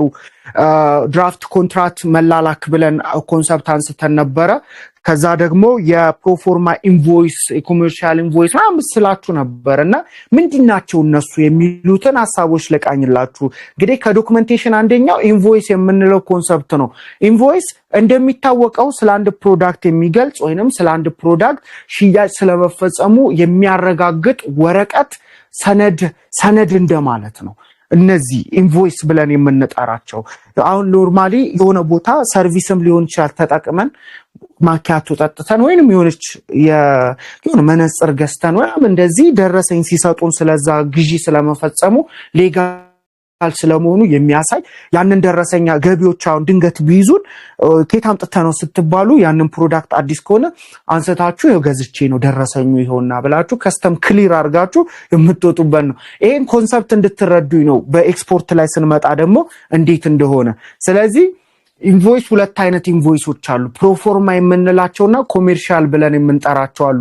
ፕሮፎርማ ኮሜርሻልም በጣም ፎከስ የሚያደርጉት የፕራይሲንግ ሁኔታ ላይ ነው፣ ገንዘብ ነክ ላይ ነው ትኩረት አድርገው በብዛት ኮንሰፕቱ ራሱ የሚቃኘው ቅኝቱ በዛ አይነት መንገድ ነው።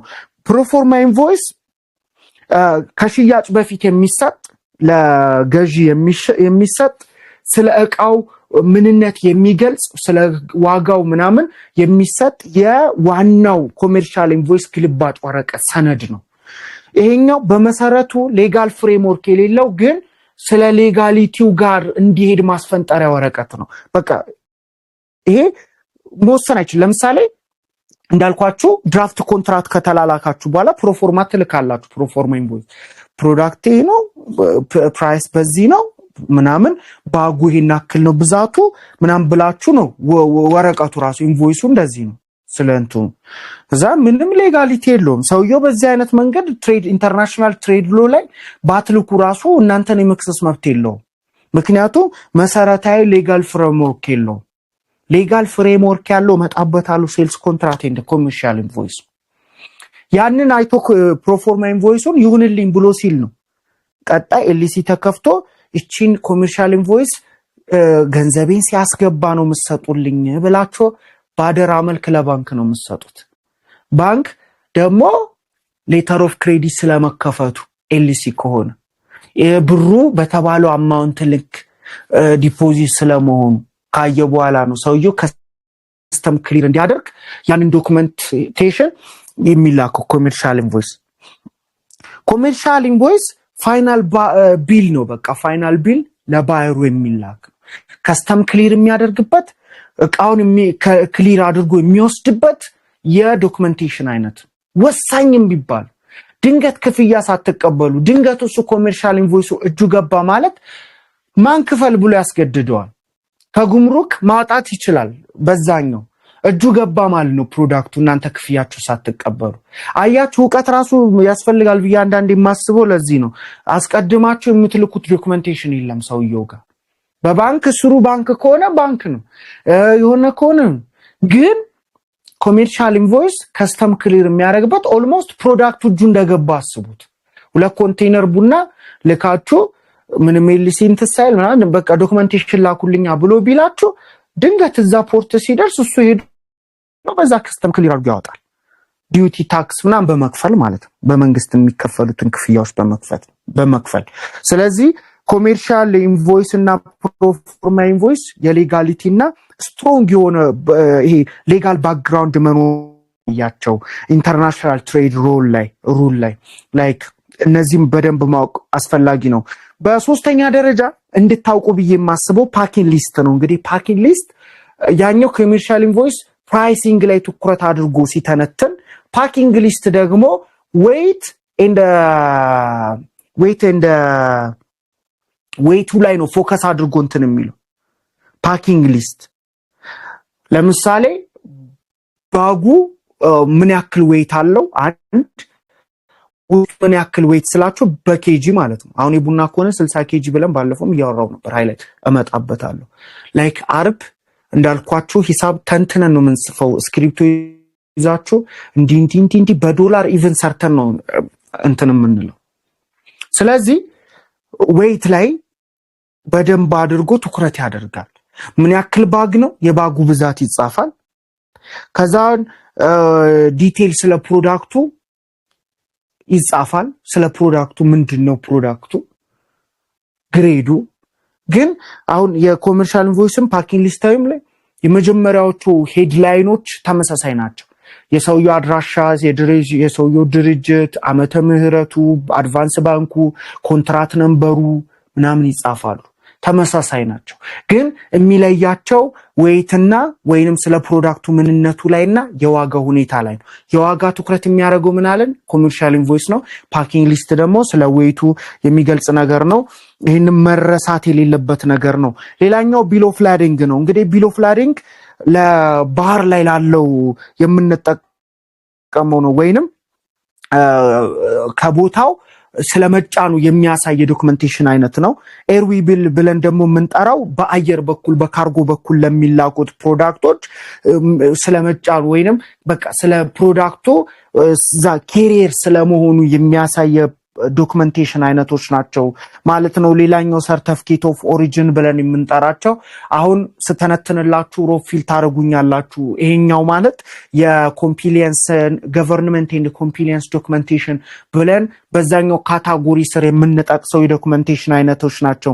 ሰርቲፊኬት ኦፍ ኦሪጂን አብዛኛው ጊዜ ኢሹ የሚደረጉት በቻምበር ኦፍ ኮሜርስ ነው እንደ ውጭ ሀገር። እኛ ደግሞ ንግድና ቀጠናዊ ትስስር በግብርና ሚኒስቴር በመሳሰሉት ኢሹ የሚደረጉ ናቸው። ስለ ፕሮዳክቱ መነሻ የሚገልጹ ፕሮዳክቶች ናቸው። ለምሳሌ ማኒፋክቸሪንግ ከሆነ ይሄ አሁን ዶድራንት ኢትዮጵያ ማኒፋክቸር አድርገው በማይክሮ ሌቭል ለሆነ ሀገር ኤክስፖርት ለምን ዶድራንት ቴክስታይል ላይ በደንብ እንታወቃለን።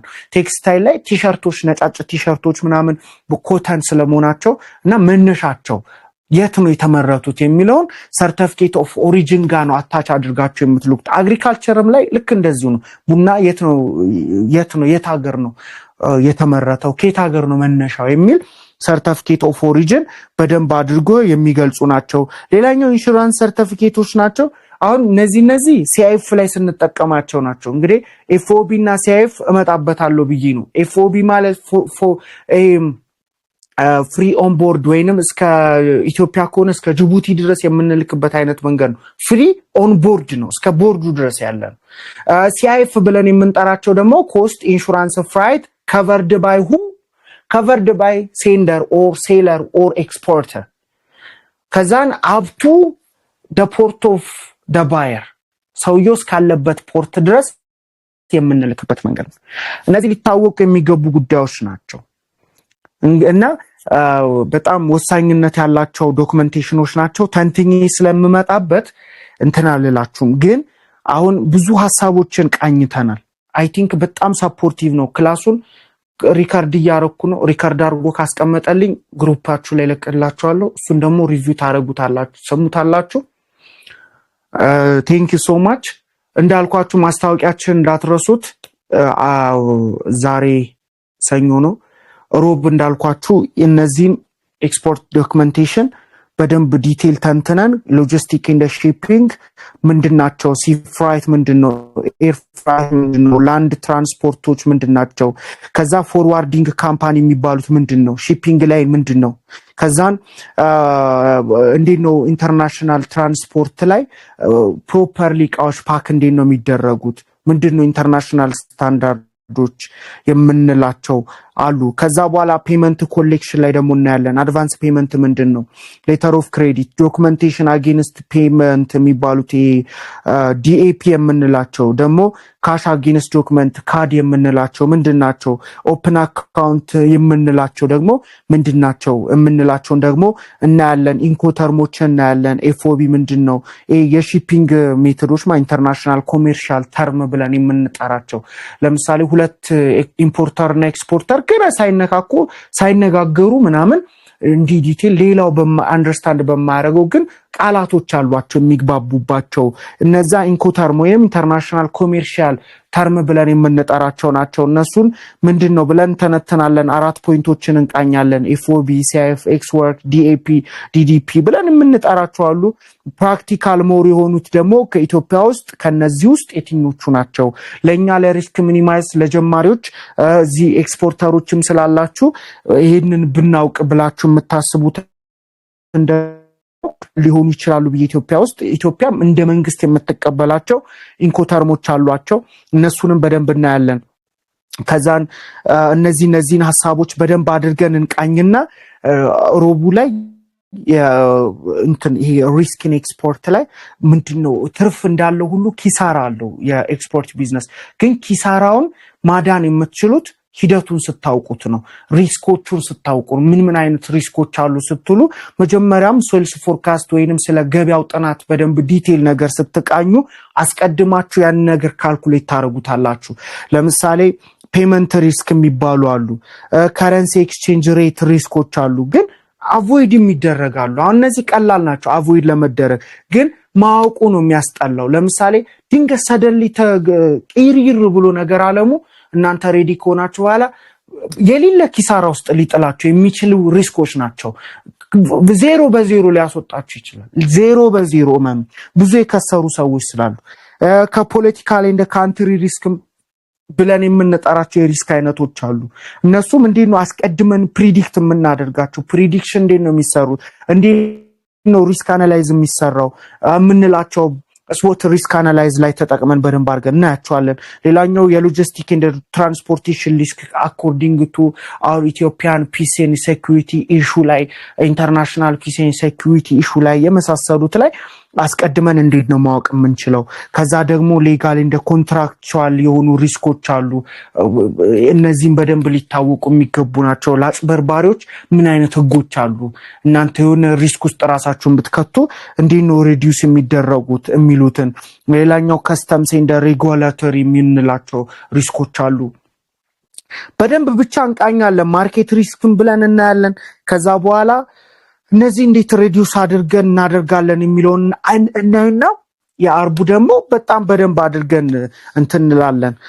ኤችሲ ኮድም ሆርሞናይዝ ሲስተም ኮድ የምንላቸው አሉ። ከ6 እስከ 10 አይነት ዲጂቶችን የያዙ እያንዳንዱ ፕሮዳክት የራሱ ኤችሲ ነምበር አለ።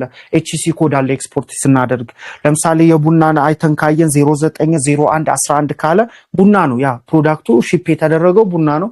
እነዚህ በጣም ወሳኝነት ያላቸው ልታውቁ የሚገቡ ኤክስፖርት ቢዝነስ ላይ ትልቅ ድርሻ ያላቸው ናቸው።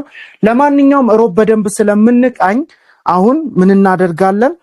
ከናንተ ጥያቄዎቻችሁን ወስዳለሁ። ከዛ በኋላ ጥያቄዎቻችሁን ከወሰድኩ በኋላ ቢኒያም ጥያቄ አለኝ ብለ ነበር። እዚህ ጋር ፊት ለፊት ናልኝ። ኢማኑኤልም ጥያቄ አለኝ ብለኛል። ሪያድ ቢኒያም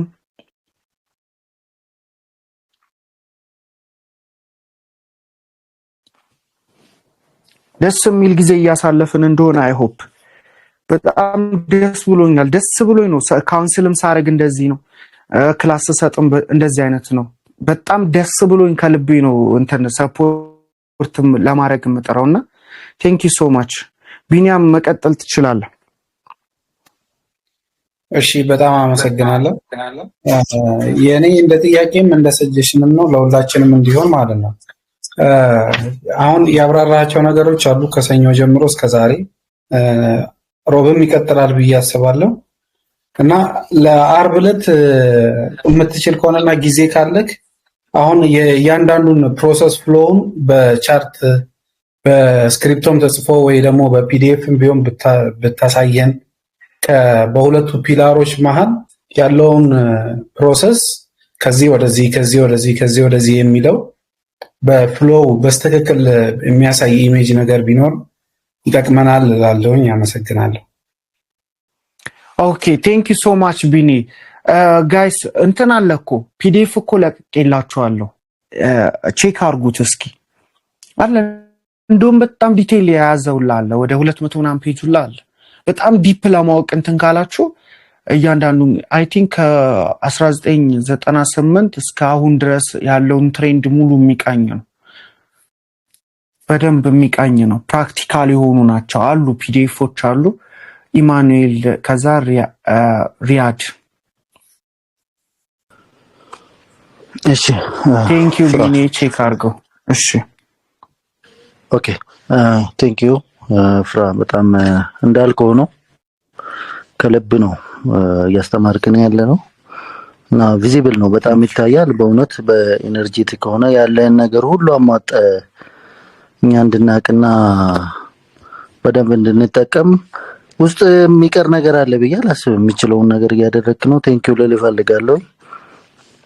እና የኔ ጥያቄ ጀስት አንድ ሁለት ጥያቄዎች ነው። ጥያቄም ብቻም ሳይሆን እንደ ጀስት ሪኮሜንድ ለማድረግ ነውና ለምሳሌ ዛሬ ክላስ ትንሽ ሐሳቡም ሰፊ ነው እና ሞር ኦፍ ደግሞ ፕራክቲካልም ናቸው ብዬ አስባለሁ።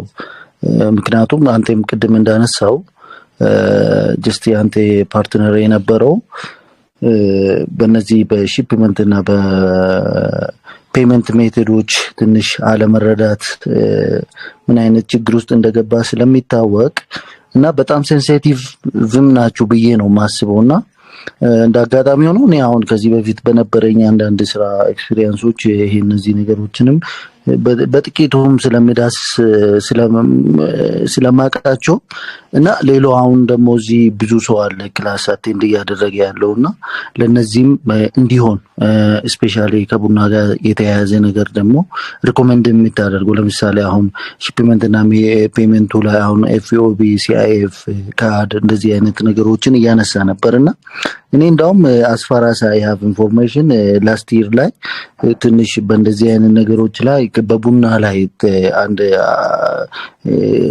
ካንድ ባየር ጋር እየተነጋገርኩኝ ነበርና ቻይና ላይ ያለውና ኢቭን አንድች የሆነ የኔ ቅርብ የሆነች ቡናና ሻይ ውስጥ የሚሰራው ነበርችና ኢቭን ቻይና ላይ በጣም ስካመሮች ስለበዙ በእነዚህ ነገሮች ላይ በጣም ጥንቃቄ ያደርግ ሲአይኤፍ እና ካዶች እንትኖቹ ላይ በጣም ጥንቃቄ ያደርግ ኤፍኦቢ ካልሆነ ከነሱ ጋር እንዳትነጋገር ምናምን ብላኝ እንደ ሪኮሜንዴሽን እንትን እያለችኝ ነበርና እኔ ደግሞ ላይክ አንተ አሁን ካለ ኤክስፒሪየንስ የትኛው አይነት ነገር በጣም ጥሩ ነው ሞር ደግሞ እንደተባለው ፕራክቲካልም ቢሆን ለምሳሌ አንድ የጅማም ቢሆን ወይ ጉጂ ግሬድ 2 ምናምን ወስደን ፕራይሱንም እያወጣን ከዛ በኋላ ላይክ በቃ ጀስት እንደ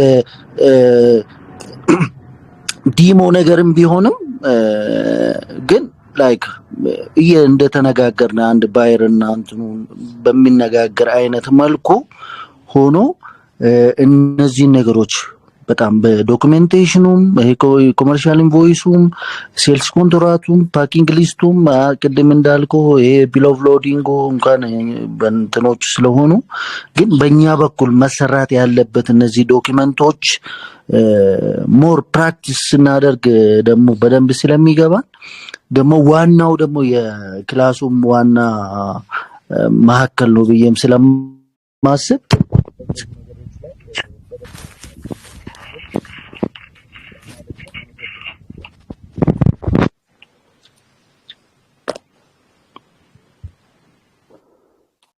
አለክ ኢማኑኤል ጨርሻለሁ። ፍራዬ ቴንክ ዩ። አይሰማም ነበር? ይሰማል። አይ ይሰማል። እሺ ቴንክ ዩ ሶ ማች። ሪያድ ይታል ቀድመህ ነበር። ሪያድ ሌሎቻችሁም ጠይቁ በውስጥ ያው እንትን ታይም አሬንጅ ለማድረግ ነው። አሁን ሁሉንም ባንዲ ከምንቀበል ብዬ ነው። አሁን የኢማኑኤል ጠየቀው በጣም መሰረታዊ ጥያቄ ነውና እውነት ነው። ኮር ቫልዩም ያለው አሁን ኤክስፖርተሮች አላችሁ እዚህ ለእናንተ በጣም ወሳኝ የምለው ኮንሰፕት ነው። ላይክ ለጀማሪዎችም ኮንሰፕቱ በጣም ወሳኝነት ያለው ኮንሰፕት ነው። ከዛ ባሻገር ደግሞ እዚህ ኢንዱስትሪ ውስጥ ኢንቮልቭ ለማድረግ ሐሳቡ ትልሙ ያላችሁ ሰዎች እቺኛዋን ምንድነው ሪከመንድ የምታደርገው የምትለው እነግራችኋለሁ። በጣም ስካመሮች በስተዋልና ቴንክ ዩ ሶ ማች። ሪያድ መቀጠል ትችላለህ። ከዛ አያና አቢጃ ትሬዲንግ ሪያድ ይሰማል።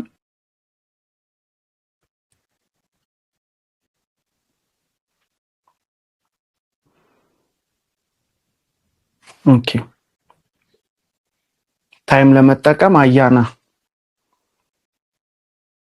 ከዛ አቢጃ ትቀጥልልናል። አቢጃ ትሬዲንግ መድኃኔ እሺ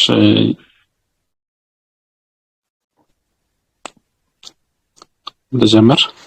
ያ አያና እሺ በጣም ታንኪዩ እናመሰግናለን። ማለፊ ሁሌም ከልብ እንደሆነ ግልጽ ነው፣ ያው ይታወቃል። በተለይ ዛሬ ክላስ ደግሞ ማስታወሻም ስለነበረ ግልጽ ነው፣ ትክክል አድርገህ ነው ያስተማርከን። የዛሬው ላይ አይደለም ጥያቄ ግን ያለፈውም ለወደፊት ግልጽ ያልሆነልኝ ያለ ጽፌ ያስቀመጥኩት ጥያቄ ነውና ምንድነው ስለ ላይሰንሲንግ ፕሮሰስ ላይ ነው። ላይሰንሱን ፕሮሰስ ስናደርግ አሁን ሌሎችን አሟልቻለሁ ግን ትንሽ ኮንፊውዝድ ያደረገኝ ነገር አለ ስትናገር ባለፈ ለታ ተናግረክ ነበርና ስለ ባንክ ስቴትመንቶች ምናምን ላይ ስትናገር ነበርና የዛኔ ከባንክ ጋር መስራት ወይ ደግሞ ምንድነው ግዴታ አካውንቱን እነሱ ነው ማለት ቡናና ሻይ ነው ይከፈት ብሎ መጻፍ ያለበት ወይስ መጀመሪያ ራሳችን የከፈት ነው በድርጅቱ ስም የከፈት ነው አካውንት? ለምሳሌ እኔ በድርጅቴ ስም የከፈትኩት አካውንት አለኝ ግን ደግሞ 1 አመት አልሞላው 4 ወር 5 ወር ቢሆን ነው። በዛ ላይ ራሴ አሁን የ1 አመት ትራንዛክሽን ይላል። የ1 አመት ትራንዛክሽን ከየት አምጥቼ ነው ወይ እንዴት ነው የማደርገው? አሁን እዚህ ላይ ሁለተኛ ጥያቄ ቋሚ ንብረት የሚለው ቋሚ ንብረት የሌለው ሰው አሁን ለምሳሌ ወይ የፋሚሊ ከሆነ እንደነገር ከሆነ እንዲያስተዳድርልኝ በሚለው ክልና ምናምን እንደዚህ ነገር ሊሆን ይችላል ወይስ ላይሆን ይችላል የሚለውን ነገር ሜቢ አንተ እዛ ውስጥ አልፈሃል ወይ ደግሞ በቅርቡ ይሄኛው የቅርቡ የወጣ ስለሆነ ከሰው ያገኘው ነገር ሊኖር ይችላል ብዬ ነው እየጠየቅኩት ያለሁት። እቺን ግልጽ ብታደርግልኝ ብዬ ነው። ቴንክ ዩ ሶ ማች አያና፣ በጣም ግልጽ ጥያቄ ነው የጠየከን፣ እንመልሳለን። ሶ አቢጃ ትሬዲንግ አለክ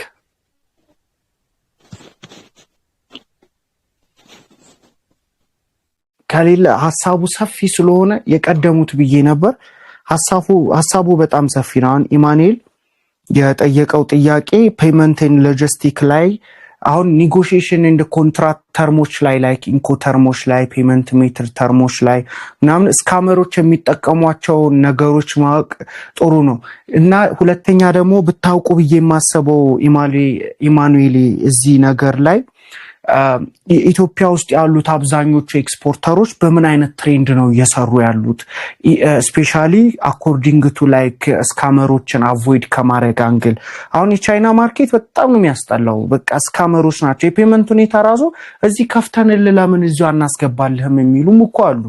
ዶክመንቴሽን ላክልህ ምናምን በጣም እውነት በሚመስሉ ሁኔታ ነው እናንተን የሚያግባቧችሁና ከባንኩ ውጪ አይሰራም። አሁን ደግሞ በባንክም ሆኖ የሚያጭበረብሩበት መንገድ በጣም ሰፊ ነው። ኮንሰፕቱ ሰፊ ነው እና ምንድነው ሪከመንድ የሚያደርገው ትሬንዱ ምንድነው? እኛ በየትኛው መንገድ ብንሰራ ነው ሪስክ በጣም አቮይድ የምናደርገው የሚለውን ሐሳብ ስንረዳ አንደኛ የሼፕመንት ሁኔታ ኤፍኦቢ ነው የሚሆነው። አብዛኞቹ የሚሰሩት በዚህ አይነት መንገድ ነው። ኢቭን አድቫንስ አድርገው 3-10 ጊዜ ምናምን ኢምፖርት ኤክስፖርት ተደራርገው ልምድ ከሌላቸው በቀር ሲአይኤፍ ሁላ የማይሰሩ ድርጅቶች አሉና ሶ እንደ ጀማሪ ሪስክ አንወስድም። ላይክ ሲአይኤፍ ላይ ወይ ኤክስ ወርክ ላይ ወይ ዲዲፒ በኋላ መጣባቸዋለሁ ሮብ ሐሳቦቹን የተወሰኑትን ለመናናሳት ሜንሽን ለማድረግ ሞክራለሁና እነዚህ ነገሮች ማወቅ ጥሩ ነው። ሶ አብዛኛው ሪስክ አቮይድ የሚያደርገው አንደኛው ኢንኮተርም ወይንም የሺፕመንት ሁኔታ ኤፍኦቢ መጠቀም መቻል አለባችሁ። ኤፍኦቢ ማለት እስከ ጅቡቲ ድረስ አስረክባችሁ የኳሊቲ ነገር ቼክ አድርገን ነው ምናምን የሚሉ ነገሮች አሉ። ከዛ ውጪ ሌላውን ክፍያ አንለቅም ኖ መጀመሪያ ተስማምታችሁ ሲትግባቡ ነው እንትን የምትሉትና እሱ የናንተ ስትሮንግ የሆነ ቦልድ የሆነ የኔጎሺዬሽን እንደ ኮንትራክት መሰጣጣት መንገድ ይጠይቃልና ኤፍኦቢ መሆን መቻል አለበት። ሁለተኛው የፔመንት ሁኔታ ኤልሲ ነው መሆን ያለበት። ከተቻለ እናንተ ሪስክ በጣም አቮይድ የሚያደርገው የመጀመሪያው ከተቻለ አድቫንስ ፔመንት ገንዘቡን ቢሰጣችሁ ያንን ገንዘብ ይዛችሁ ሄዳችሁ በዛ ገንዘብ ገዝታችሁ መላክ ትችላላችሁ። ግን ያንን ፈቃደኛ ካልሆነ እሱም ሪስኩን ከፈራና እናንተን ካስፈራ ሊያረግ የሚችለው ነገር ኤልሲ ነው። ሁለታችሁንም 50-50 ሪስክ አቮይድ የምታረጉበት መንገድ ነው። ሁለት አይነት ኤልሲ አለ ደግሞ እንድታውቁት ብዬ የማስበው አንደኛው ሪቮከብል ኤንድ ኢንሪቮከብል ወይንም ተመላሽ ወይንም ማይመለስ የምንላቸው ደግሞ ሌተር ኦፍ ክሬዲት ወይንም ኤልሲ ብለን የምንጠራቸው አይነቶች አሉ። አሁን የኢትዮጵያ ውስጥ ሞር ፕራክቲካል የሚሆነው ሪስክ በጣም ለእናንተ አሪፍ የሚሆነው የማይመለሰው ወይም ኢንሪቮከብል የኤልሲ አይነት መጠቀም ስትችሉ ነው። ኢንሪቮከብል በመሰረቱ 50-50 ይከፈታል፣ 70-30 ይከፈታል፣ 80-20 ይከፈታል፣ 40-60 ይከፈታል። እናንተ የምትስማሙበት የድራፍት ሴልስ ኮንትራክታችሁን ነው የሚያሳየውና ኢንሪቮከብል ከሆነ ምን አይነት ስንት በስንት ነው የሚሆነው ፐርሰንቱን ምናምን ኔጎሺዬት ታረጉበታላችሁ። ከዛ ኔጎሺዬት ካደረጋችሁበት በኋላ በዛ በተባለው የሁኔታ ሌተር ኦፍ ክሬዲት ተከፍቶ ምንም ዲስአፖይንትመንት ቢፈጠርም እስከ ኤፍኦቢ ልካችሁ ሰውየው ይሄን ነገር ቢፈጠርም ያኛ የተባለው አማውንት ያክል ዲፖዚት የሆነው የገንዘብ ልኬት እናንተ ጋር ይደርሳል። ምክንያቱም አግሪመንቱ በኢንተርናሽናል ትሬድ ሎ በሱ አለመግባባት ነገር ነው ያ ሊፈርስ የቻለውና ያኛው በጣም ለእናንተ ሴፈስት ነው። ስለዚህ ቺኖት ተያዟት። ሞር ሪከመንደብል የሚሆነው አንደኛው የኢንኮተርም ወይንም የሺፕመንት ሁኔታ ኤፍኦቢ ነው። ሁለተኛው ደግሞ የፔመንት ሁኔታ በባንክ በኩል የሚያልፍ ኤልሲ ሆኖ ኢንሪቮከብል ወይንም የማይመለስ የኤልሲ አይነት ነው ብለን ይህንን እናያለን። አብዛኛው ጊዜ 30/70 ነው ተለምዳዊ የኤልሲው የኢንሪቮከብል። ግን እናንተ 50/50 ለማድረግ ሞክሩ። ከዛ በላይ ምሺ ካለ ሞክሩ። ኔጎሺዬት ስታደርጉ ማይል ከሆነ ከ30 በታች ኢንተርናሽናል ላይ ስለማይሰራ መውረድ መቻል የለባችሁ ማለት ነው። ይሄ ፕራክቲካል ነው። ሌላኛው አያና የጠየቀው የባንክ ስቴትመንት ፎር ላይሰንስ ለምሳሌ እኔ በድርጅቴ አካውንት ከፈትኩኝ ሶ የአመት ስቴትመንት እንዴት ነው ማሳየው? አንደኛ ፒኤልሲ አሁን እኮ ባለፈውም በደንብ ዲቴል ለመቃኘት ሞክሬላችኋለሁ። ስፔሻሊ የባንክ ስቴትመንት ሁኔታዎችን እንዴት ነው ኔጎሺዬት የምናደርገው እንትን ይሄ ምንድነው ቶለሬት የምናደርገው የሚለውን ሐሳብ እኮ ቃኝቼላችሁ ነበረ። ግን እንደ ሐሳብ ልድገምላችሁ። የመጀመሪያው ባንክ ስቴትመንት ከናንተ ቡናና ሻይ የሚፈልገው ፒኤልሲው ተከፍቶ ፒኤልሲው ላይ ባንክ ኢንድ ባንክ ባላንስ እኮ ይኖራል። 20 ሚሊዮን ከተባለ 20 ሚሊዮን ሊኖር ያስፈልገዋል። እዛ ኢንድ ባላንሱ የመጨረሻ ባላንሱ የዕለት ዕለት የሚቀመጥ ባላንስ ማለት ነው። ለምሳሌ ባንኩ ራሱ ደብዳቤ ይጽፋል ለቡናና ሻይ ባለስልጣን ይሄንን የሚባል ፒኤልሲ ድርጅት በዚህ ዝግም ባይሆንም በዚህ አካውንት ቁጥር በዚህ አካውንት ኔም ስም ይሄን ያክል ሚሊዮን ብር ዲፖዚትና ተቀምጧል። ከዚህ ቀን በኋላ ግን ለሚወጣው ነገር እኛ ኃላፊነት አንወስድም የሚል የባንክ ደብዳቤ ጽፈው ስለ ባንክ ዲፖዚቱ የሚገልጽ ደብዳቤ ጽፈው ይሰጧችኋል። እሱን ሄዳችሁ ታስገባላችሁ። የአመት ትራንዛክሽን 20 ሚሊዮን ብር ድረስ የተባለው ፒኤልሲውን ያቋቋመው ግለሰብ ከዛ በፊት ንግድ ውስጥ መኖሩንና ያን ያክል ካፒታል በአመት ውስጥ ቢያንስ ሚኒመም አንቀሳቅሷል ወይ ለንግዱ ብቁ ነው ወይ የሚገልጽ የዛን ግለሰብ አመታዊ ባንክ ስቴትመንት ነው የሚያሳየው። ያ ማለት ዲቤት ኤንድ ክሬዲት አመቱን ሙሉ በተለያየ አይነት መንገድ 200 ሺህ 100 ሺህ 1 ሚሊዮንም 20 ሚሊዮንም ነው 4 ሚሊዮንም አውጥታችሁ ሲደማመር ግን ጠቅላላ ሚኒመም ፕራይስ ወይም ሚኒመም ትራንዛክሽን ዴቢትም ክሬዲትም 20 ሚሊዮን መሆን መቻል አለበት፣ ባላንስ ማድረግ መቻል አለበት የሚል እሱን ይዘው ነው ለናንተ አንደኛውን ያንን እንትን የምትሉት። ሌላኛው ቋሚ ንብረት ሶስተኛ ወገን መሆን ይችላል ወይ ላይክ እንደ ኮላተራል ካሳየን በኋላ እዛ ማለት ነው። የመጀመሪያው እንድትረዱኝ የምፈልገው ነገር አብዛኛው ሪኳየርመንት ውስጥ አለ፣ ግን የሆነ ካውንስል ተማረጋቸው ሰዎች አፕላይ ያደርጋሉ አሁን ላይ እና አብዛኛው መንግስትም ትኩረት አድርጎ እንትን የሚለው የቋሚ ንብረት ወይንም እንደ ኮላተራል የምታሳዩት የንብረት ሁኔታ ብዙ ጊዜ አይጠይቁም። አይ ዶንት ኖ ሃይ ምናልባት እንግዲህ ሪኳየርመንት ውስጥ ስላለ ሊጠይቁ ይችላሉ። እስካሁን ግን ወጥቷል፣ ሊስት ውስጥ ወጥቷል፣ ግን ስለዛ ነገር ስለመኖሩ የሚጠይቁበት ነገር የለም። እንደውም በደንብ ፎከስ አድርገው የሚያዩ አንደኛ ኢንድ ባላንስ ነው፣ ሁለተኛ ስቴትመንት ነው። ይሄ ሰውዬ ለንግዱ በቂ ነው ብቁ ነው ወይ የሚል ነው። ከዛ የማበጠሪያ ሁኔታ ነው፣ ከዛ የላቦራቶሪ ጉዳይ ነው፣ ከዛ የቢሮአችሁ ጉዳይ ነው፣ ከዛ የቀማሽ ጉዳይ ነው። እነዚህ ነው በደንብ ትኩረት አድርጎ የሚያዩ ማለት ነው። ሶ እነዚህን ሐሳቦች መረዳት ጥሩ ነው ብዬ አስባለሁ። ሌላኛው ግልጽ ይመስለኛል አያናም የጠየቀው የኢማኑኤልም አይ ቲንክ በጣም ግልጽ ይመስለኛል። ሶ አንድ ጥያቄ መቀበል እችላለሁ ሐዋዝ እና መጀመሪያ ሪያድ ቅድም ጠፋህብኝ እድሉን ሰጥቼ ካሁንም ጥያቄ ኖሮ ከሆነ መጠየቅ ትችላለህ። ከዛ ሐዋዝ ትቀጥላለህ። ሪያድ ጠይቅና ሐዋዝ ትቀጥላለህ። ቆይ ሐዋዝ አንዴ ጠብቀኝ። ሪያድ ይሰማል? ከሚዩት አውጣው። ይኸው እየተሰማን አይደለም። አንተ ከሚዩት አውጥተህ አውራ። ምናልባት የሆነች የሚዩት ምልክት አለው። ኦኬ ሪያድ እሺ እመለሳለሁ። ሐዋዝ ቀጥል። ከሐዋዝ እንትን ልበልና ይሰማል? ይሰማል ሐዋዝ። አመሰግናለሁ። እኔ ወደ 3 የሚጠጉ ጥያቄዎች አሉ። የመጀመሪያው ሳምፕል ስን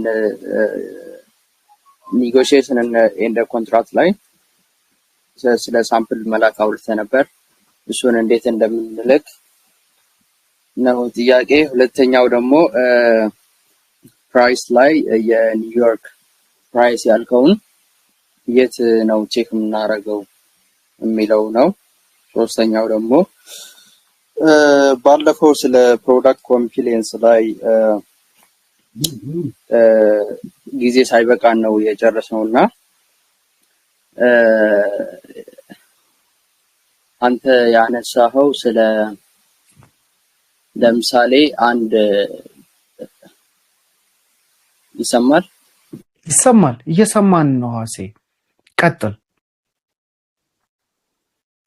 ውጭ ሀገር ላይ ያለ ገዢ ስፔሲፊካሊ ያስቀምጣል ብለህ ነበር። ለምሳሌ ግሬድ 1 ግሬድ 2 ምናምን ብለህ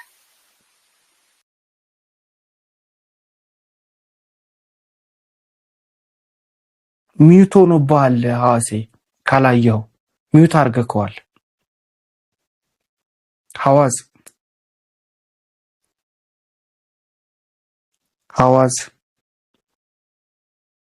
ኦኬ እንዲህ እናደርጋለን። በቃ እስኪመለስ ድረስ አንዴ ከአቬለብል ከሆንክ ከሚውት አውጥተህ እንትን ኢሞጂዋን ላክልኝ። እስከዛ ሌሎች ጥያቄዎችን ልመልስልህ። ሳምፕል አሁን ኔጎሺዬሽን ኮንትራክት ላይ ስለ ሳምፕል አውርተህ ነበር። እንዴት ነው ለውጭው ገበያ ሳምፕል መላክ የምንችለው የሚል ኮንሰፕት አንስቶ ነበር ሐዋዝ። የሚላከው አንደኛው በዲኤችኤል አይነት መንገድ ይላካል። አብዛኛው ትሬንድ የሆነው በኤክስፕሬስ ዌዮች ነው። አሁን ለምሳሌ ዲኤችኤል አርጀንት የሆኑ የእንትን ጉዳይ ስለሆነ ዲኤችኤል አለ፣ ፌዴክስ የምንላቸው ኤክስፕሬስ ዌዮች አሉ። በቀላሉ የምንልክበት። ሌላ ደግሞ ካርጎዎች አሉ፣ የኢትዮጵያን ካርጎዎች አሉ። በእንደዚህ አይነት መልኩ በቀላሉ ለውጭው ገበያ አድሬስ ተላልካችሁ በኢትዮጵያ ፖስታ አገልግሎት ድርጅት መላክ ትችላላችሁ። በእነሱ ይላካል። አብዛኛው ትሬንድ ግን ፌዴክስ እና ዲኤችኤል ነው። እነዚህን ኮንሰፕቶች ማወቅ ጥሩ ነው። ሌላኛው ፕራይስ ኤንዋይሲ የኒውዮርክ ማርኬት ምናምን ሲባል የት ነው የሚታወቁት የሚል ነገር ተጠይቋል። እዚህ ቻናል ላይ ለቅቄያለሁ አንድ አፕሊኬሽን ትሬድ ቪው የሚል ይሄ ትሬድ ቪው ያልኳችሁ አፕሊኬሽን ቀላሉ ታወርዱትና ምን ታረጋላችሁ? ምንድነው ኮፊ ብላችሁ ኤንዋይሲ ኮፊ ብላችሁ ሰርች ብታረጉ ኮፊ ብላችሁ አለ። ዝቅ ካልሆነ ማርኬቱ የየለቱ ማርኬት ፕራይስ ይወጣል። በካንድል ላይት ይወጣል፣ በላይ በሳንቲም ደረጃ ይወጣል ፐር ኤልቢ። እሱን ወደ ኤልቢ ትቀይሩትና ወደ ኬጂ ቀይራችሁ እስከ ቶን ድረስ ማወቅ ትችላላችሁ። ለምሳሌ የሆነ ቪዲዮ ሰርቻለሁ እዚህ ቲክቶክ ላይም ኢንስታግራም ላይም ለቅቄዋለሁ። ሱፍ ለብሼ ሶፋ ላይ ቁጭ ብዬ ስለ አፕሊኬሽኗ እንዴት ራሱ ካልኩሌት እንደሚደረግ በቀላሉ ዋጋውን አሁን 384.5 ሲል አይገባም። ብዙ አንደርስታንድ አይደረግም። እሱ ወደ ኪሎ ሲቀየር ወይ ወደ ኤልቢ ቀይሬው ከዛ ወደ ኪሎ ቀይሬው ከዛ ወደ ቶን ቀይሬው ከዛ ወደ አንድ ኮንቴነር ፕራይስ ቀይሬው ሰርቼዋለሁ። ግልጽ የሆነ ቪዲዮ እዛ ላይ ቼክ አድርጉት እንዴት መገኘት እንደሚችል። ሌላኛው እንደ ሶስተኛ ጥያቄ የተጠየቀው ፕሮዳክት ኮምፒሊያንስ ላይ ብሎ ነው እንትን ያቋረጠው። ሐዋስ ካለ እቺኛዋን ጥያቄ ብጨርስልኝ ደስ ይለኛል። እቺኛዋን ጥያቄ ጨርስልኝና ማስታወቂያዬን ተናግሬ ክላሳችንን ዛሬ እንጨርሳለን። በጣም አሪፍ ጊዜ ነበረ። እንትኑን ኦዲዮ ምናምን ስሙት፣ ኖት ያዙ ምናምን። እንዳልኳችሁ እሁድ ኢንቫይት አድርጉ ሰዎችን። ኦኬ ሐዋስ ቀጥል። እቺ ሶስተኛዋን ጥያቄ እስካሁን ሁለቱም መልሼልሃለሁ። ፕሮዳክት ኮምፒሊያንስ ላይ ኦኬ ቀጥል። አንተ እነሱ ገዢዎች ያስቀመጡት ለምሳሌ የጉጂ ግሬድዋን እንፈልጋለን ወይም ጅማን ወይም ደግሞ የሐረርን ምናምን ይባላል ብለሃል። የማይታወቁ አካባቢዎች አሉ። ለምሳሌ አንተም ላታውቀው ትችላለህ። የጎሎልቻ የሚባል ቡና አለና እነዚህ የማይታወቁትን አካባቢዎች እነሱ ስለማያውቁ እንዴት ነው ከነሱ ጋር አውርተን ዲል ማድረግ የምንችለው? አሪፍ ቡና ያለበት ቦታ ነገር ግን ቦታው የማይታወቅ ከሆነ እንዴት ነው ዲል የሚደረገው ከነሱ ጋር የሚለውን ነገር ልጠይቅህ ፈልጌ ነው። ኦኬ አሪፍ ጥያቄ ነው። ባይዜ እውነት ነው። የውጭ ኤክስፖርት ቢዝነስ አንድ ሚውት ላድርገው። አንድ የኤክስፖርት ቢዝነስ ሁሌም ዲማንድ የሚሆነው ወይንም ዲፔንድ የሚሆነው የውጭው ገበያ ላይ። የውጭው ገበያ የፈለገውን ነው እናንተ የምታቀርቡት እንደ ጀማሪ ስትሆኑ። ነገር ግን በኔጎሽዬሽን ላይ ወይ ከነሱ ጋር በደንብ አፕሮቺንግ ላይ ስትሰሩ የተለያዩ ቡናዎችን ግሬድቱም እንደዚህ ስፔሲፊክ የላቸውም። አብዛኞቹ ገዢዎች ኳሊቲ ላይ ነው ትኩረት የሚያደርጉት እና የጅማ ሲሉ ከዚህ በፊት ኤክስፒሪየንስ ነው። የጅማ ሲባል የጅማ ቡና በጣም አሪፍ ነው፣ ጣዕሙ ጥሩ ነው፣ ለረጅም ዓመታት ብራንድ ላይ ሰርቷል። ከኢትዮጵያ እንግዲህ ትልቁ ስም ያለው ጅማ ነው፣ ዋጋውም ጅማ ነው፣ አይወዳደርም። ኢቭን የኒውዮርክ ማርኬት ላይ ራሱ የጅማ ቡና በጣም ውድ ነው እና ከሱ የተሻለ ቡና ስለሆነ ነው እነሱ ያንን ስላመኑት ነው ሪኩዌስት የሚያደርጉት። ነገር ግን ሌላ ኔጎሽዬት እያደረጋችሁ ሌላ ደግሞ ሳምፕል በመላክ ይሄ ቡና ደግሞ እንዲህ ቦታ ነው የሚበቅለው፣ በዚህ አልቲቲዩድ ላይ ነው የሚበቅለው፣ በዚህ ከፍታ ላይ ነው የሚበቅለው፣ ከዛ በዚህ አይነት መንገድ ነው ሃርቨስት የምናደርገው፣ ከዛ በኋላ በዚህ አይነት መንገድ ነው የምንለው ብላችሁ ያንን ቡና ከነ ዲቴሉ ለሰውየው መላክ ትችላላችሁ። ሰውየው ያንን አይቶ ስኪን ሞክረው አንድ ኮንቴነር ላክልኝ፣ 2 ኮንቴነር። በዚህ አይነት መንገድ ነው ኔጎሽዬሽን ላይ ነው ያን ነገር የምታመጡት። ሰውየው ግን መጀመሪያ ሪኩዌስት የሚያደርጋችሁ በእንደዚህ አይነት መንገድ ነው፣ የሚያውቀውን ነው የሚጠይቃችሁ። ከዛን የማያውቀውንም ኦሪጂን የሆኑ ቦታዎች ላይ ሳምፕል በመስጠት በማግባባት በማስረዳት ካፕ ሪዛልት በማሳየት እነሱም ካፕ እንዲያደርጉት ቡናውን ኳሊቲውን ሳምፕል በመላክ አይጎዳችሁም። 1 ኪሎ ብትልኩ አይጎዳችሁም። 2 ኪሎ ለከስተመራችሁ ብትልኩ አይጎዳችሁም። ያንን ሳምፕል በማየት እነሱ እዛ በደንብ አድርገው ቡናውን ያዩታል። ከዛም ቋሚ እናንተ እንደውም ሌላም ተለምዳይ ካልሆነ ቦታው የእናንተን ብቻ ስፔሲፊክሊ ያንን ጣዕም በመፈለግ ቡናችሁን ሊወስዱ ይችላሉ ማለት ነው። ሶ በነበረን ጊዜ በጣም ነው ማመሰግነው። በጣም ግሩም ታይም ነበረን። እንግዲህ ለነበራችሁ አሁን አርፍዳችሁ ለገባችሁ ማስታወቂያ ልንገራችሁ። ሮብ በጊዜ ግቡ። 3 ሰዓት ላይ ክላሳችንን እንጀምራለን። ስንጀምር ከዶክመንቴሽን 3 ካታጎሪ ከፋፍለን እነሱን 3 ካታጎሪ ለማየት እንሞክርና ሌሎች ኮንሰፕቶችን እናያለን። አርብ የፕራይሲንግ እና ስለ አንዳንድ ነገሮች ዲቴል ቅድም ስላወራው ነው ማለት ደግሞ እነሱን ሐሳቦች በደንብ አድርገን እንማማራለን። ቅዳሜ ደግሞ መምጣት የምትችሉ ቢሮዬ አንዳንድ የዶክመንቴሽን ነገሮችን ድራፍት ዶክመንቴሽን እናያለን፣ ቼክ እናደርጋለን፣ እዛ እንተዋወቃለን። ያላችሁን አስተያየት ምናምን እዛ በቃ አብረን ታይም እናሳልፋለን። በደንብ የትውውቅ ጊዜ ይኖረናል። ከዛ ባለፈ ደግሞ እሑድ ላይ መምጣት የምትችሉ አይ ቲንክ ግዴታ ነው ብትመጡ ደስ ይለኛል። የምትችሉ ሁላችሁም እንደውም ብዙ ሰው ኢንቫይት አድርጋችሁ ብትመጡ ደስ ይለኛል። እዚህ ክላሱን መማር የሚፈልጉ እዚህ ሞር በደንብ አድርገው ስለ ኤክስፖርት ቢዝነስ ማወቅ የሚፈልጉ ኢንተረስትድ የሆኑ ሰዎችን ኢንቫይት ብታደርጉ በጣም ደስ ይለናል። ኢምፓወሪንግ ቱጌዘር ስለሆነ በጣም አብረን ነው ብዙ ነገር ወደፊት ላይ እንትን የምንለው። ቦታ እየጠየቃችሁኝ ያላችሁ ለቅዳሜው ሎኬሽን እልክላችኋለሁ። የኔን ኦፊስ ሎኬሽን ነው አርብ ነው እምልክላችሁ ለቅዳሜው። እስከዛ መወሰን ያለባችሁ ሰዎችም እንመጣለን የምትሉት አሳውቁኝ ማለት ነው። እዛ እንገናኛለን። ለነበረን ጊዜ እጅግ አድርጌ አመሰግናለሁ። እግዚአብሔር ያክብርልኝ። ኢትዮጵያ ላላችሁ መልካም ምሽት፣ ለክርስትና እምነት ተከታዮችም እንኳን ለጥምቀቱ በዓል በሰላም አደረሳችሁ ለማለት እወዳለሁ። ውጭ ሀገር ያላችሁ መልካም የስራ ሰዓት፣ አይ ቲንክ የስራ ሰዓት ነው ለእናንተ። ኤሮፕ ላላችሁ መልካም ምሽት። ቴንክ ዩ ሶ ማች። እግዚአብሔር ያክብርልኝ።